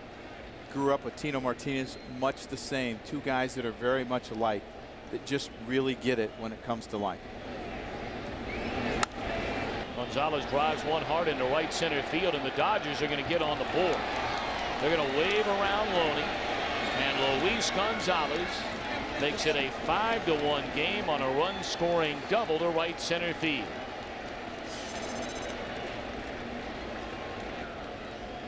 You know, when things are going bad, a lot of times you will turn to the veterans like Luis Gonzalez, and Luis gets them on the board. They had a chance a few innings ago where they had second and third. He goes down and gets this breaking ball, and that's where you talk about being willing to take the fastball the other way, because you don't get fooled by the breaking ball when you're thinking that way with 2 strikes, going the other way. And that's exactly what Luis done, and he's been a great RBI guy, and he has just been, I believe, a tremendous influence to these young Dodger players. The first visit to the mound by Cardinal pitching coach Dave Duncan. And now Nomar Garciaparra coming up there. He's one of the Dodgers that has hit with runners in scoring position this year, better than a .400 bat. You know, I've never had a chance to ask you. Dave Duncan is the only pitching coach in recent memory in Major League Baseball that was not a pitcher. He was a catcher. Now, you were a catcher for better than 10, 12, 15 years in the major leagues. Are you surprised that a catcher could be a pitching coach, and a good one at that? No, I'm not. And I want to hear more about this. That ball driven into right center field. Edmonds will run it down, and that'll end the inning. Gonzalez a double. The Dodgers trail after 5.5, 5-1.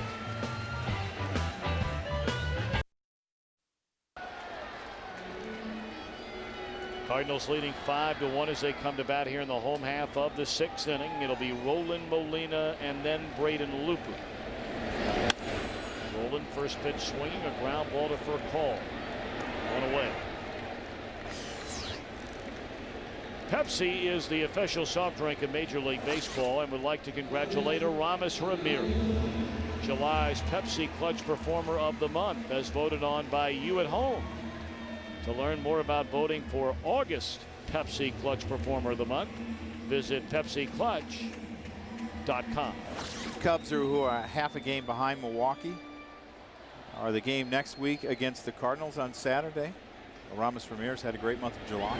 Has been hurt for the last few days, has a sore left wrist, won't play until Tuesday, and it's so important that they get him back and healthy and driving the ball, because they're without Soriano probably for a month, if not longer. You were talking about Dave Duncan. Yeah, what do you think about that? Are you surprised that, that a catcher can do it? Dave Duncan 1 year, and he is so good at setting up a plan for his pitchers and the catchers on how to attack the hitters. And obviously a lot of the mechanical work is done you know, in between starts. And that's not a time that I would be down there in between starts a lot, but I always thought his catchers were so prepared on how to get hitters out, and the pitchers as well. But I think the big responsibility has to be on the catchers, that they know all the hitters, because pitchers, I like pitchers just to be able to execute that pitch in that situation. You put down number one, just throw number one where I want number one. And then we'll go from there. And some pitchers like to control their games, and that's fine. But if you're a pitcher that doesn't want to control your game, or don't want to pay, you know, think about how I'm going to get this guy out, and then the second time, and you rely on the catchers, well, he gives them a great plan. Ryan Ludwig standing in the on-deck circle. That is a spot of Braden Looper. And there's activity down in the St. Louis bullpen. That's left-hander Tyler Johnson. Well, let me follow that up real quick before we go to something else. Do you think managers, when they get a job, would be a little gun-shy about doing the same thing Tony La Russa did, hiring a catcher as a pitching coach? I think so, because of the mechanical issues that come up, and there's so many young pitchers today that are in the big leagues. But if you do that, then I believe you have to have a pitching coach in your bullpen that knows mechanics really well. And I'm not, and Marty Mason is a guy that has been the pitching coordinator for the St. Louis Cardinals in the minor leagues. Now he's the bullpen coach. He knows a lot of these young players, so I think they work great together. Well, here's Ludwig now batting for Looper. Turned in a solid outing here today. There's a strike on the outside corner. Ryan Ludwig has gotten some big base hits for the Cardinals this season. A .250 batter overall. 9 home runs and 29 batted in. You get a look at the sprint, top pitch speeds. Neither one of these guys an overpowering pitcher. Well, the difference between Braden Looper as a starter and a reliever, when he was a reliever, he'd throw 94, 95, maybe even 96. But now that he's throwing a lot more pitches and a lot more innings, he has less velocity, but he's using more pitches. Where he used to be mostly sinker slider, now he uses his curveball and his changeup. And as I said, I think this has been a successful experiment for the Cardinals. If he wins today, he'll be tied for the team lead with 10 wins. One hopper backhanded by Nomar, and that will end the inning. So Lowe gets through 6. He trails by 4. We're back after a word from your local Fox station.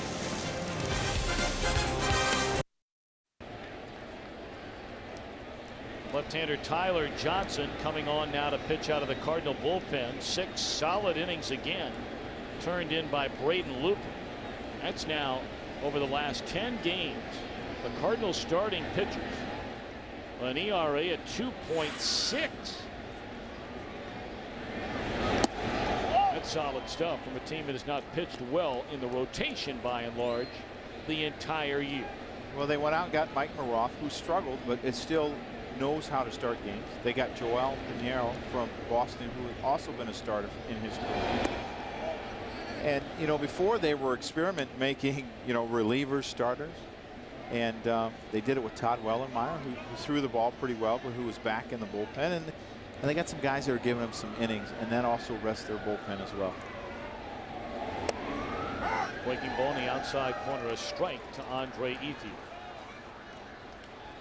Ethier doubled into the right field corner his last at bat, 1 for 2. He'll be followed by Juan Pierre and then Ramon Martinez. Down the left field line this time, and it'll be another 2-base hit for Ethier. Man, this kid can hit.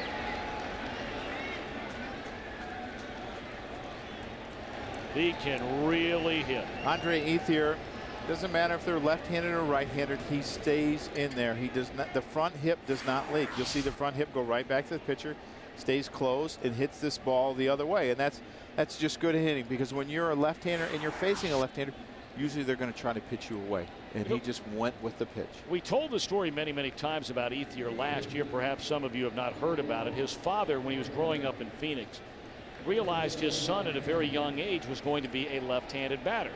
And every day his dad used to throw batting practice to him right-handed. Well, when he realized that his son was going to be a left-handed batter, his father became a left-handed pitcher.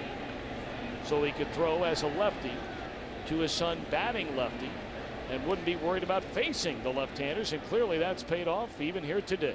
Well, a lot of lefties think that they get out of slumps by facing lefties because they stay on the ball.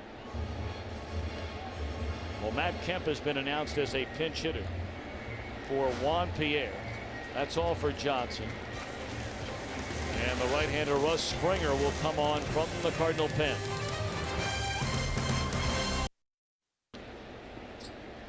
Take a look at our Avidot in-game box score for the Dodgers. Pretty quiet. Outside of Andre Ethier, Luis Gonzalez has knocked in their only run. But they have a leadoff double by Ethier here in the 7th inning. Matt Kemp pinch hitting against a new right-hander from the St. Louis pen. Veteran right-hander Russ Springer. Ball 1 to Matt Kemp. A .317 hitter. 6 home runs and 23 runs batted in. It has been an outstanding year for Springer. He's a guy that's aggressive in the strike zone. 4-pitch pitcher, has all fastball, slider, curve, changeup. Usually a strike thrower. He's gotten behind here on a couple of high sliders. But you know, has always been valuable to a club because he's the guy that eats up the 6th and 7th. And if you need to move him back to the 8th, sometimes he can do that. He's went through some, some hard times with the elbow problems and has bounced back. He's been out of baseball for a couple of years. Well, right there is a perfect example of why Grady Little has gotten so frustrated with this team. I mean, you have a guy comes in out of the bullpen. His first 2 pitches are nowhere near the strike zone. You're down by 4 runs in the 7th inning, and you're hacking 2-0 at that. Well, this is what's going to happen sometimes, when you have young, inexperienced players. He saw a fastball. He thought he could catch up to it and didn't do it. But it comes with more at-bats in these tough situations. This is Matt Kemp, who was an A-ball just a couple of years ago and has risen through the minor leagues very quickly, is very talented, is going to be a good player, but you're going to get that sometimes. You know what? You get it with veteran players, too, trying to do too much, maybe trying to hit a 2-run homer here instead of just getting a single and keeping the line moving.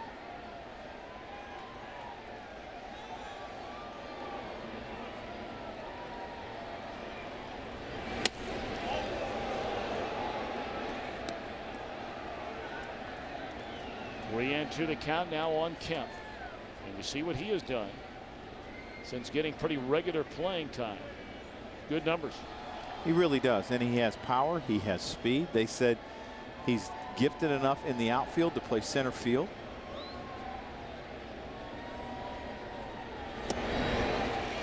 He's out of there on strikes on a pitch away from him, and that's a strikeout for Springer. 1 away here in the 7th. To me, Tommy, this is what happens when you're trying to do too much. You're not willing to take your walks. And this ball's a good 3 or 4 inches off the plate. And you see he's out front, and he's thinking, I got to put the ball in play. I got to put the ball in play, instead of saying, get a pitch. And you have to foul off some tough pitches, but stay in the strike zone. And he chased. Now Ramon Martinez with Mark Sweeney coming out of the dugout into the on-deck circle. Just traded to the Dodgers 2 days ago from the Giants. How funny does that sound? It just doesn't happen.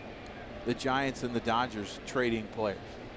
I think the last one was in 1984 in the offseason. And before that, during the season, it was in the 70s. Of course, now you have such a great relationship between the 2 general managers. Ned Colletti, the current Dodger GM, for the last 10-12 years was Brian Sabian's assistant in San Francisco. Sabian, the general manager of the Giants. And a lot of times you'll see a lot of trades take place between clubs that have relationships, and that's just how it works. On the ground to the right side will be the 2nd out of the inning. Advancing on to 3rd is Ethier. And here comes Sweeney.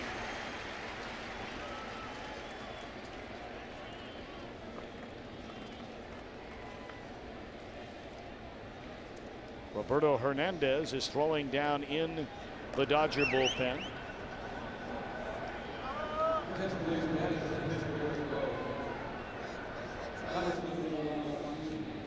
He made his Dodger debut here last night, struck out in a pinch hitting performance. He has 155 career pinch hits, which is 2nd place on the all-time list behind our good friend Lenny Harris, now the hitting coach for the Washington Nationals, who had 212. 16 for Sweeney this year.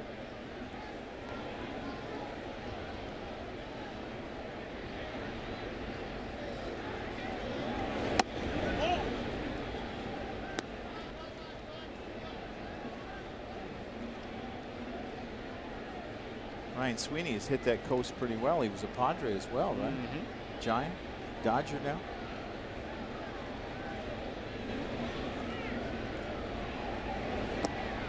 And he made his home in the offseason in Arizona, but never got to play for them. Now he lives just north of San Diego. I saw him in a hotel lobby today. I said, "What are you doing?"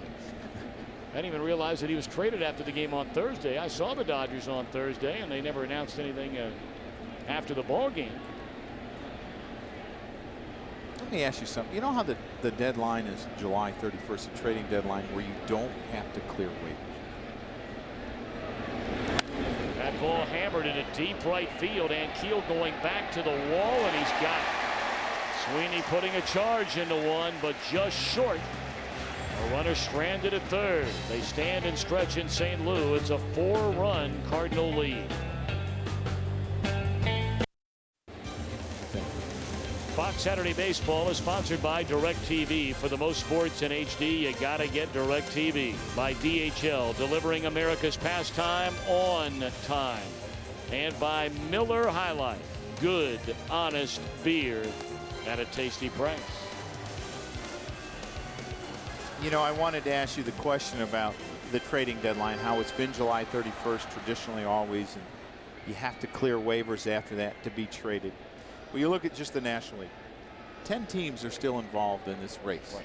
And I think that's why you don't see a lot of movement in baseball. Do you think they should move it back? Yeah, I do, don't you? Yeah, I do. Yeah. August 15th or August 31st? I'm all, later the better. The later the better. You know what I mean? Because even the small market teams at that point, I mean, they could take on, you know, an additional whatever it might be prorated by that point in time and pick up a guy for a month or a month and a half. Why not? But do you think it's better in baseball that players stay in the cities that they signed in? And Of course I do. Yes. Yeah, So, but I mean, you know, I think all of us are, you know, unfortunately living in days gone by. There's a fly ball into center field. Kim staying in the game. So Roberto Hernandez, who just takes over on the mound for Derek Lowe, retires Adam Kennedy to start the bottom of the 7th inning. I mean, we're never going to see anything like we saw at the Hall of Fame induction ceremony last couple weeks ago.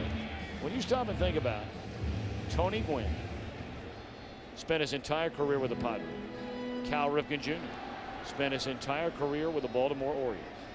The broadcaster that won the Ford Frick Award, Denny Matthews, has broadcast his entire career for the Kansas City Royals. And the writer, Rick Hummel from right here in St. Louis, the only team he's ever covered. see, now you're going to have me thinking for a while to come up with 4 people to match that. On the ground to the shortstop for a call. 2 away. Here's your chance to really act like a fan. You can act out a scene. This is the one Joe Girardi picked right here from October Baseball. And win tickets to October Baseball. Just go to actober.com. Game 6, 75 World Series. That was the last game Boston won in that series. And there was one more. That one belted into right field as Ankiel did it again. Yes!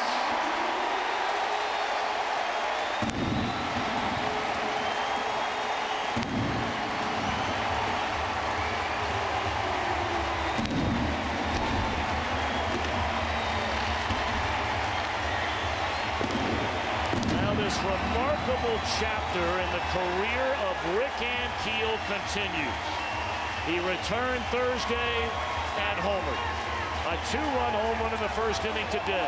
A single in the 3rd inning. And now a home run in the 7th. And they're going to demand another curtain call from Rick Ankiel. You got it. Wow. So let me ask you, how long does it take for the movie rights to come out on this little story right here? Well, they're the right people watching today. We are on in Hollywood. And he had a quote the other day that when he first came up in 2000 and 1999 is when he first came. He said, I was young and I don't think I understood the magnitude of what was going on. Seems like a long time ago, but he says, I'm different. I'm a different person now. And I think, you know, to me, the players that you want are the players that have had adversity and have had to fight for what they get. And that is Rick Ankiel. You know, it started off easy for him where he just skyrocketed through the minor leagues. It was in the big leagues at 19 years old, and then he went through all the troubles, the injuries, becoming a positional player. And when things start going bad, he's been through adversity, and the adversity sometimes doesn't seem as much for those type of players. You know, when you couple all of that just from his professional standpoint and then harken back to where he came from and well documented all of the problems that his father has undergone, you know, addiction problems, went to jail. I mean, all those kinds of things for any young person to have to grow up with, man. And through it, he stayed strong. Yep, I mean, kid. even when he started, this is a tough kid. Better believe it. Two of the best stories there's been in baseball in a long time are now Ankiel back up here just for a handful of days, and the Josh Hamilton story in Cincinnati, the former #1 overall pick of Tampa Bay, who missed nearly the last 4 years with addiction problems himself. And now he comes back and was on his way to perhaps being the National League's Rookie of the Year, were it not for a couple of injuries. I just love to see young players, young men, people in general persevere, because I think it says so much about the character, and they can lend those experiences to other people and be an encouragement to other people. And you know, when he came back in 2005 and announced, you know what, I'm going to become a positional player, because he had some arm troubles in the winter ball, he started off 1 for 21. And at some point during that 1 for 21, you have to ask yourself, what am I doing? I was a successful major league pitcher. I can get it back. Yeah, I've had some arm troubles, but I can get it back. And even when you're going 0 for 4 and you're traveling on buses in A-ball after you've been in the big league life, you have to be saying, what am I doing? And he just kept persevering, ended up blowing out his knee in spring training of 2006, another setback. It's an amazing story. Well, Roberto Hernandez went up. They've tried to go down. He went up in the zone. Wow. I mean, a lot of times you think about left-handed hitters, they're low ball hitters, but now he's shown that he can hit them both.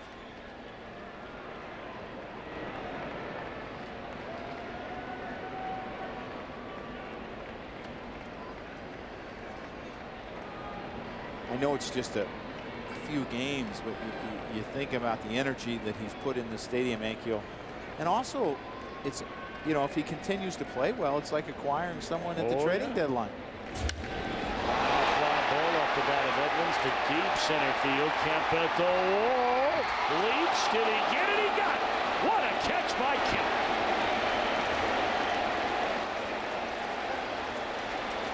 Kemp takes away a 2-run home run. It is 6-1 Cardinals. Now the DirecTV game break. For the Sports in HD, you got to get DirecTV. Here's Gene. And Kevin Kennedy. The DirecTV game break sponsored by DirecTV. For the most sports in HD, you got to get DirecTV. You got to get Kevin Kennedy I'll hang with you. in high def. And Major League Baseball could have a 15-game winner before the day is out. Josh Beckett's in high def today, breezing right now, Jeannie. He started out early the second inning with a great curveball as usual. He's going for his 15th win. I think he's the leading candidate for Cy Young Award in the American League with CC Sabathia and John Lackey. I mean, he's breezing right now.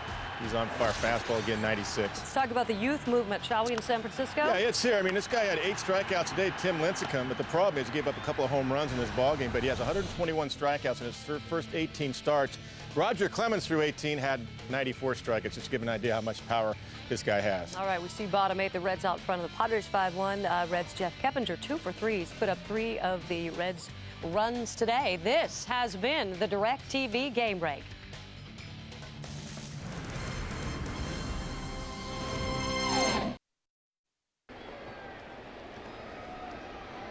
Ankiel acknowledging the cheers from the crowd. Well, he had a homer in the first inning, a 2-run homer to put the Cardinals ahead 2-0. And then he hits this one here in the 7th inning to give the Cardinals a 6-1 lead. He has 3 hits today, 3 RBIs, scored 3 runs. That's what you want from a blockbuster deal at the trading deadline, but they only had to go to their minor leagues. Well, now here's a guy who has had a solid year out of the St. Louis bullpen, to say the least. Ryan Franklin. He takes over in a 6-1 ball game. We're in the top of the 8th inning in St. Louis. And Rafael for a call, to be followed by Russell Martin and James Loney. 49 games. Ryan Franklin, an ERA under 1.9. Anytime you have less base runners than innings pitched, which not very many pitchers have, you got to combine the walks and the hits. You know they're having a good year, and that's what Ryan Franklin has. Well, for some guys, it's just a matter of finally accepting that you're no longer a starter. In Franklin's case, now you're a reliever. You take a look at our Flomax game summary, and the Cardinals, top of their order, getting it done, to say the least, thanks in large part to a big day from Ankiel. Luis Gonzalez has knocked in the only Dodger run today. That was back in the 6th inning off Braden Looper, who went 6 strong frames here today for the Cardinals. I think if the Dodgers end up losing this game, they're going to look back into that 5th inning where they had 2nd and 3rd, nobody out, didn't score. And then they had a runner on 2nd in the 7th inning with nobody out, it didn't score. It's the little things. You have to do the little things when you're struggling scoring runs. For a call, a hitless day, and now to be Russell Martin, who's 0 for 3. Nice job by Springer behind Johnson, who allowed a double to begin the 7th inning. Springer then retired Kemp, Martinez, and Sweeney to end the inning. Martin drives a ball into deep right center field. Ankiel getting twisted around, and what a catch by Ankiel in front of the wall. Holy Moses, what a day today for Rick Ankiel. Tony La Russa said that he got great jumps and he had great instincts, and this looks like a Jimmy Edmonds catch. Tony talked about he could play center field if he had to. He made a good catch last inning that he made look easy, and this is a tough catch where he has to turn and rotate his body to catch his ball, and all the while he has to fight the sun. He had to make the adjustment at the end. That shows his athletic ability, and then he is not afraid to dive and injure his body. Reminds me of Jimmy Edmonds a little bit, some of the great catches that he makes.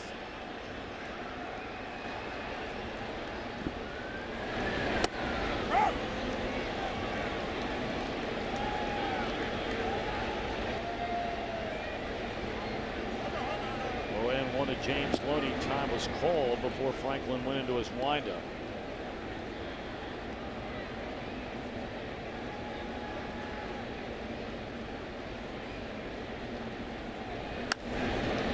Ankiel another chance, drifting to the track, to the wall, with room, inning over.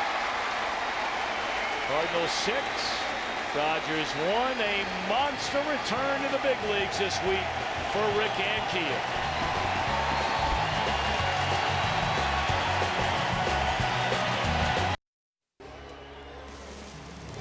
Fox Saturday Baseball is sponsored by Flomax, by Sharp Aquas, the official HD TV of Major League Baseball. Bring the details home. And by Sprint. Cardinals come to bat for what they hope will be the final time here today. Last of the 8th inning and a 5-run lead, and now taking over on the mound, who just continues to roll along in his career. Been around a long time, Rudy Seaña. Rudy used to be a guy that threw 98, 99, 100 miles an hour. Still gets it up there pretty good, 92, 93. Throws a few more breaking balls. Not bad numbers, 6-2 with a 4 ERA. Well, the Dodgers and Cardinals will wrap up this series tomorrow.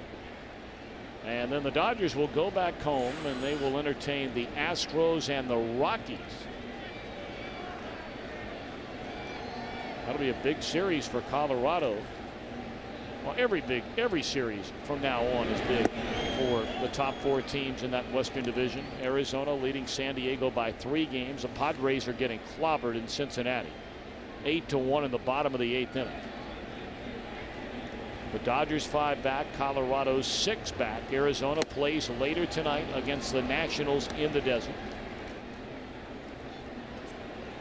And then these Cardinals starting play today, 6.5 behind Milwaukee in the Central, but only 5 games back in the loss column. And these Cardinals, they spend a 7-day road trip going to Milwaukee for 3, and then they have a wraparound series Friday, Saturday, Sunday, Monday against the Cubs. So, you know, they're in control of their own destiny as well as the Dodgers, having 6 against Arizona and 6 against San Diego the rest of the way out.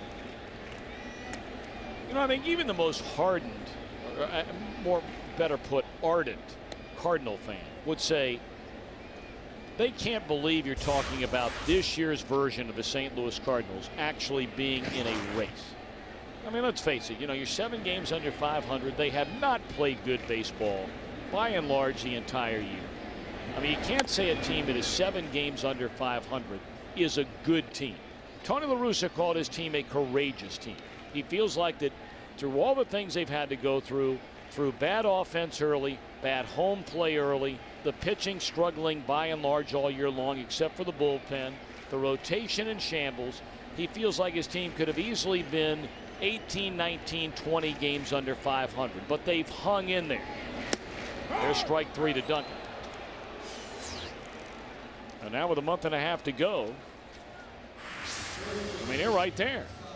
This detail of the game brought to you by Sharp Aquas, official HD TV of Major League Baseball. Bring the details home. And, you know, you talk about him being right there. The one thing that they've done is their bullpen has thrown well. And if they get their starters ironed out, who knows what can happen. And you know what? This team has experience. This team struggled down the stretch last year, found a way the last week to figure it out and into the playoffs. Well, you know, the one thing, Joe, you can't dismiss, and you and I have talked about this, there has to be some kind of psychological factor involved inside the Central Division when teams in the Central play the Cardinals. Because let's face it, there's a liner off the glove for a call. That'll probably be a hit. But the Cardinals, by and large, have dominated this Central Division since 1997. You see Furcal go way up on this ball, and it just goes off the tip of his glove, and he's not able to control it. But the Cardinals have been, you know. Yeah, and I think other teams, they're never going to admit it, but they have to be a little bit intimidated if they play a big series against the St. Louis Cardinals down the stretch. When you look at the Cardinals' record inside the Central Division, it is the best record inside their own division of any other team in the division. They're 6 games over 500 against the Central, 7 under overall in the year. And I think you can take it a step further. I think they're aware of who's managing against them. You know, Tony has been a very successful manager, a Hall of Fame manager, and he has the ability to pull a lot of right buttons. He's unpredictable. You know, I think clubs know that as well. When you're playing the Cardinals, you're not only playing the players, but you're trying to beat a very, very smart, accomplished manager, and that plays a role. And it's interesting that they have their best record in the division, and that's what they're going to play most of the way out.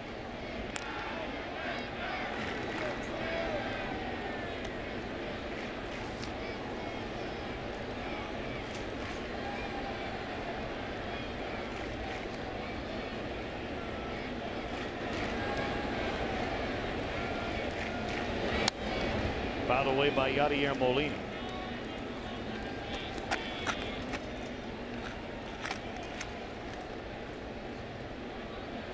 Cardinals have 7 games left this year with the Cubs. They have 6 remaining against Milwaukee.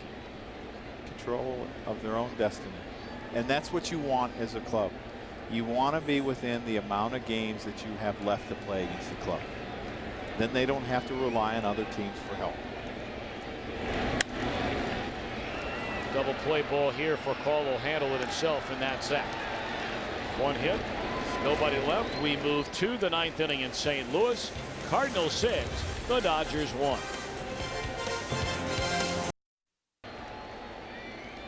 All right, now if you're a hardcore fan of the NFL, and there are many of you, listen up. Wednesday, this coming Wednesday, 10 a.m. Eastern, 9 Central, 7 Pacific. Log on to foxsports.com and get an insider's view as Kurt, Howie, Terry, and Jimmy and the entire team get ready for the upcoming NFL season. This live webcast is delivered by wireless from AT&T. So there you have it. If you're getting ready, you better be ready on Wednesday at 10 o'clock. So Taguchi takes over in left field, replacing Chris Duncan. And now on the mound to try and pick up the final 3 outs in this 6-1 Cardinal lead is Brad Thompson. Brad Thompson has been one of the guys.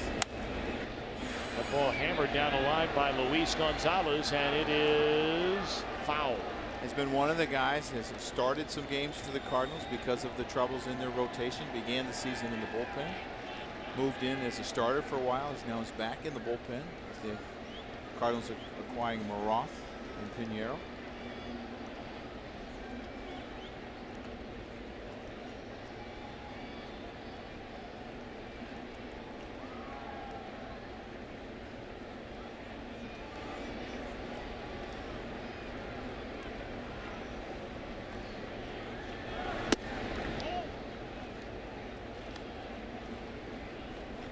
One and 2 to count on Luis Gonzalez.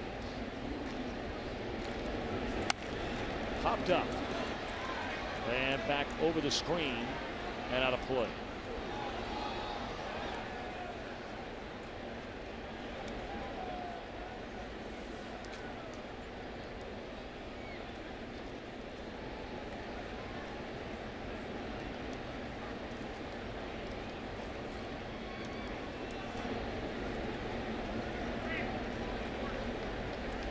To the count on Gonzalez, and this one appears to be playable and foul ground for Roller.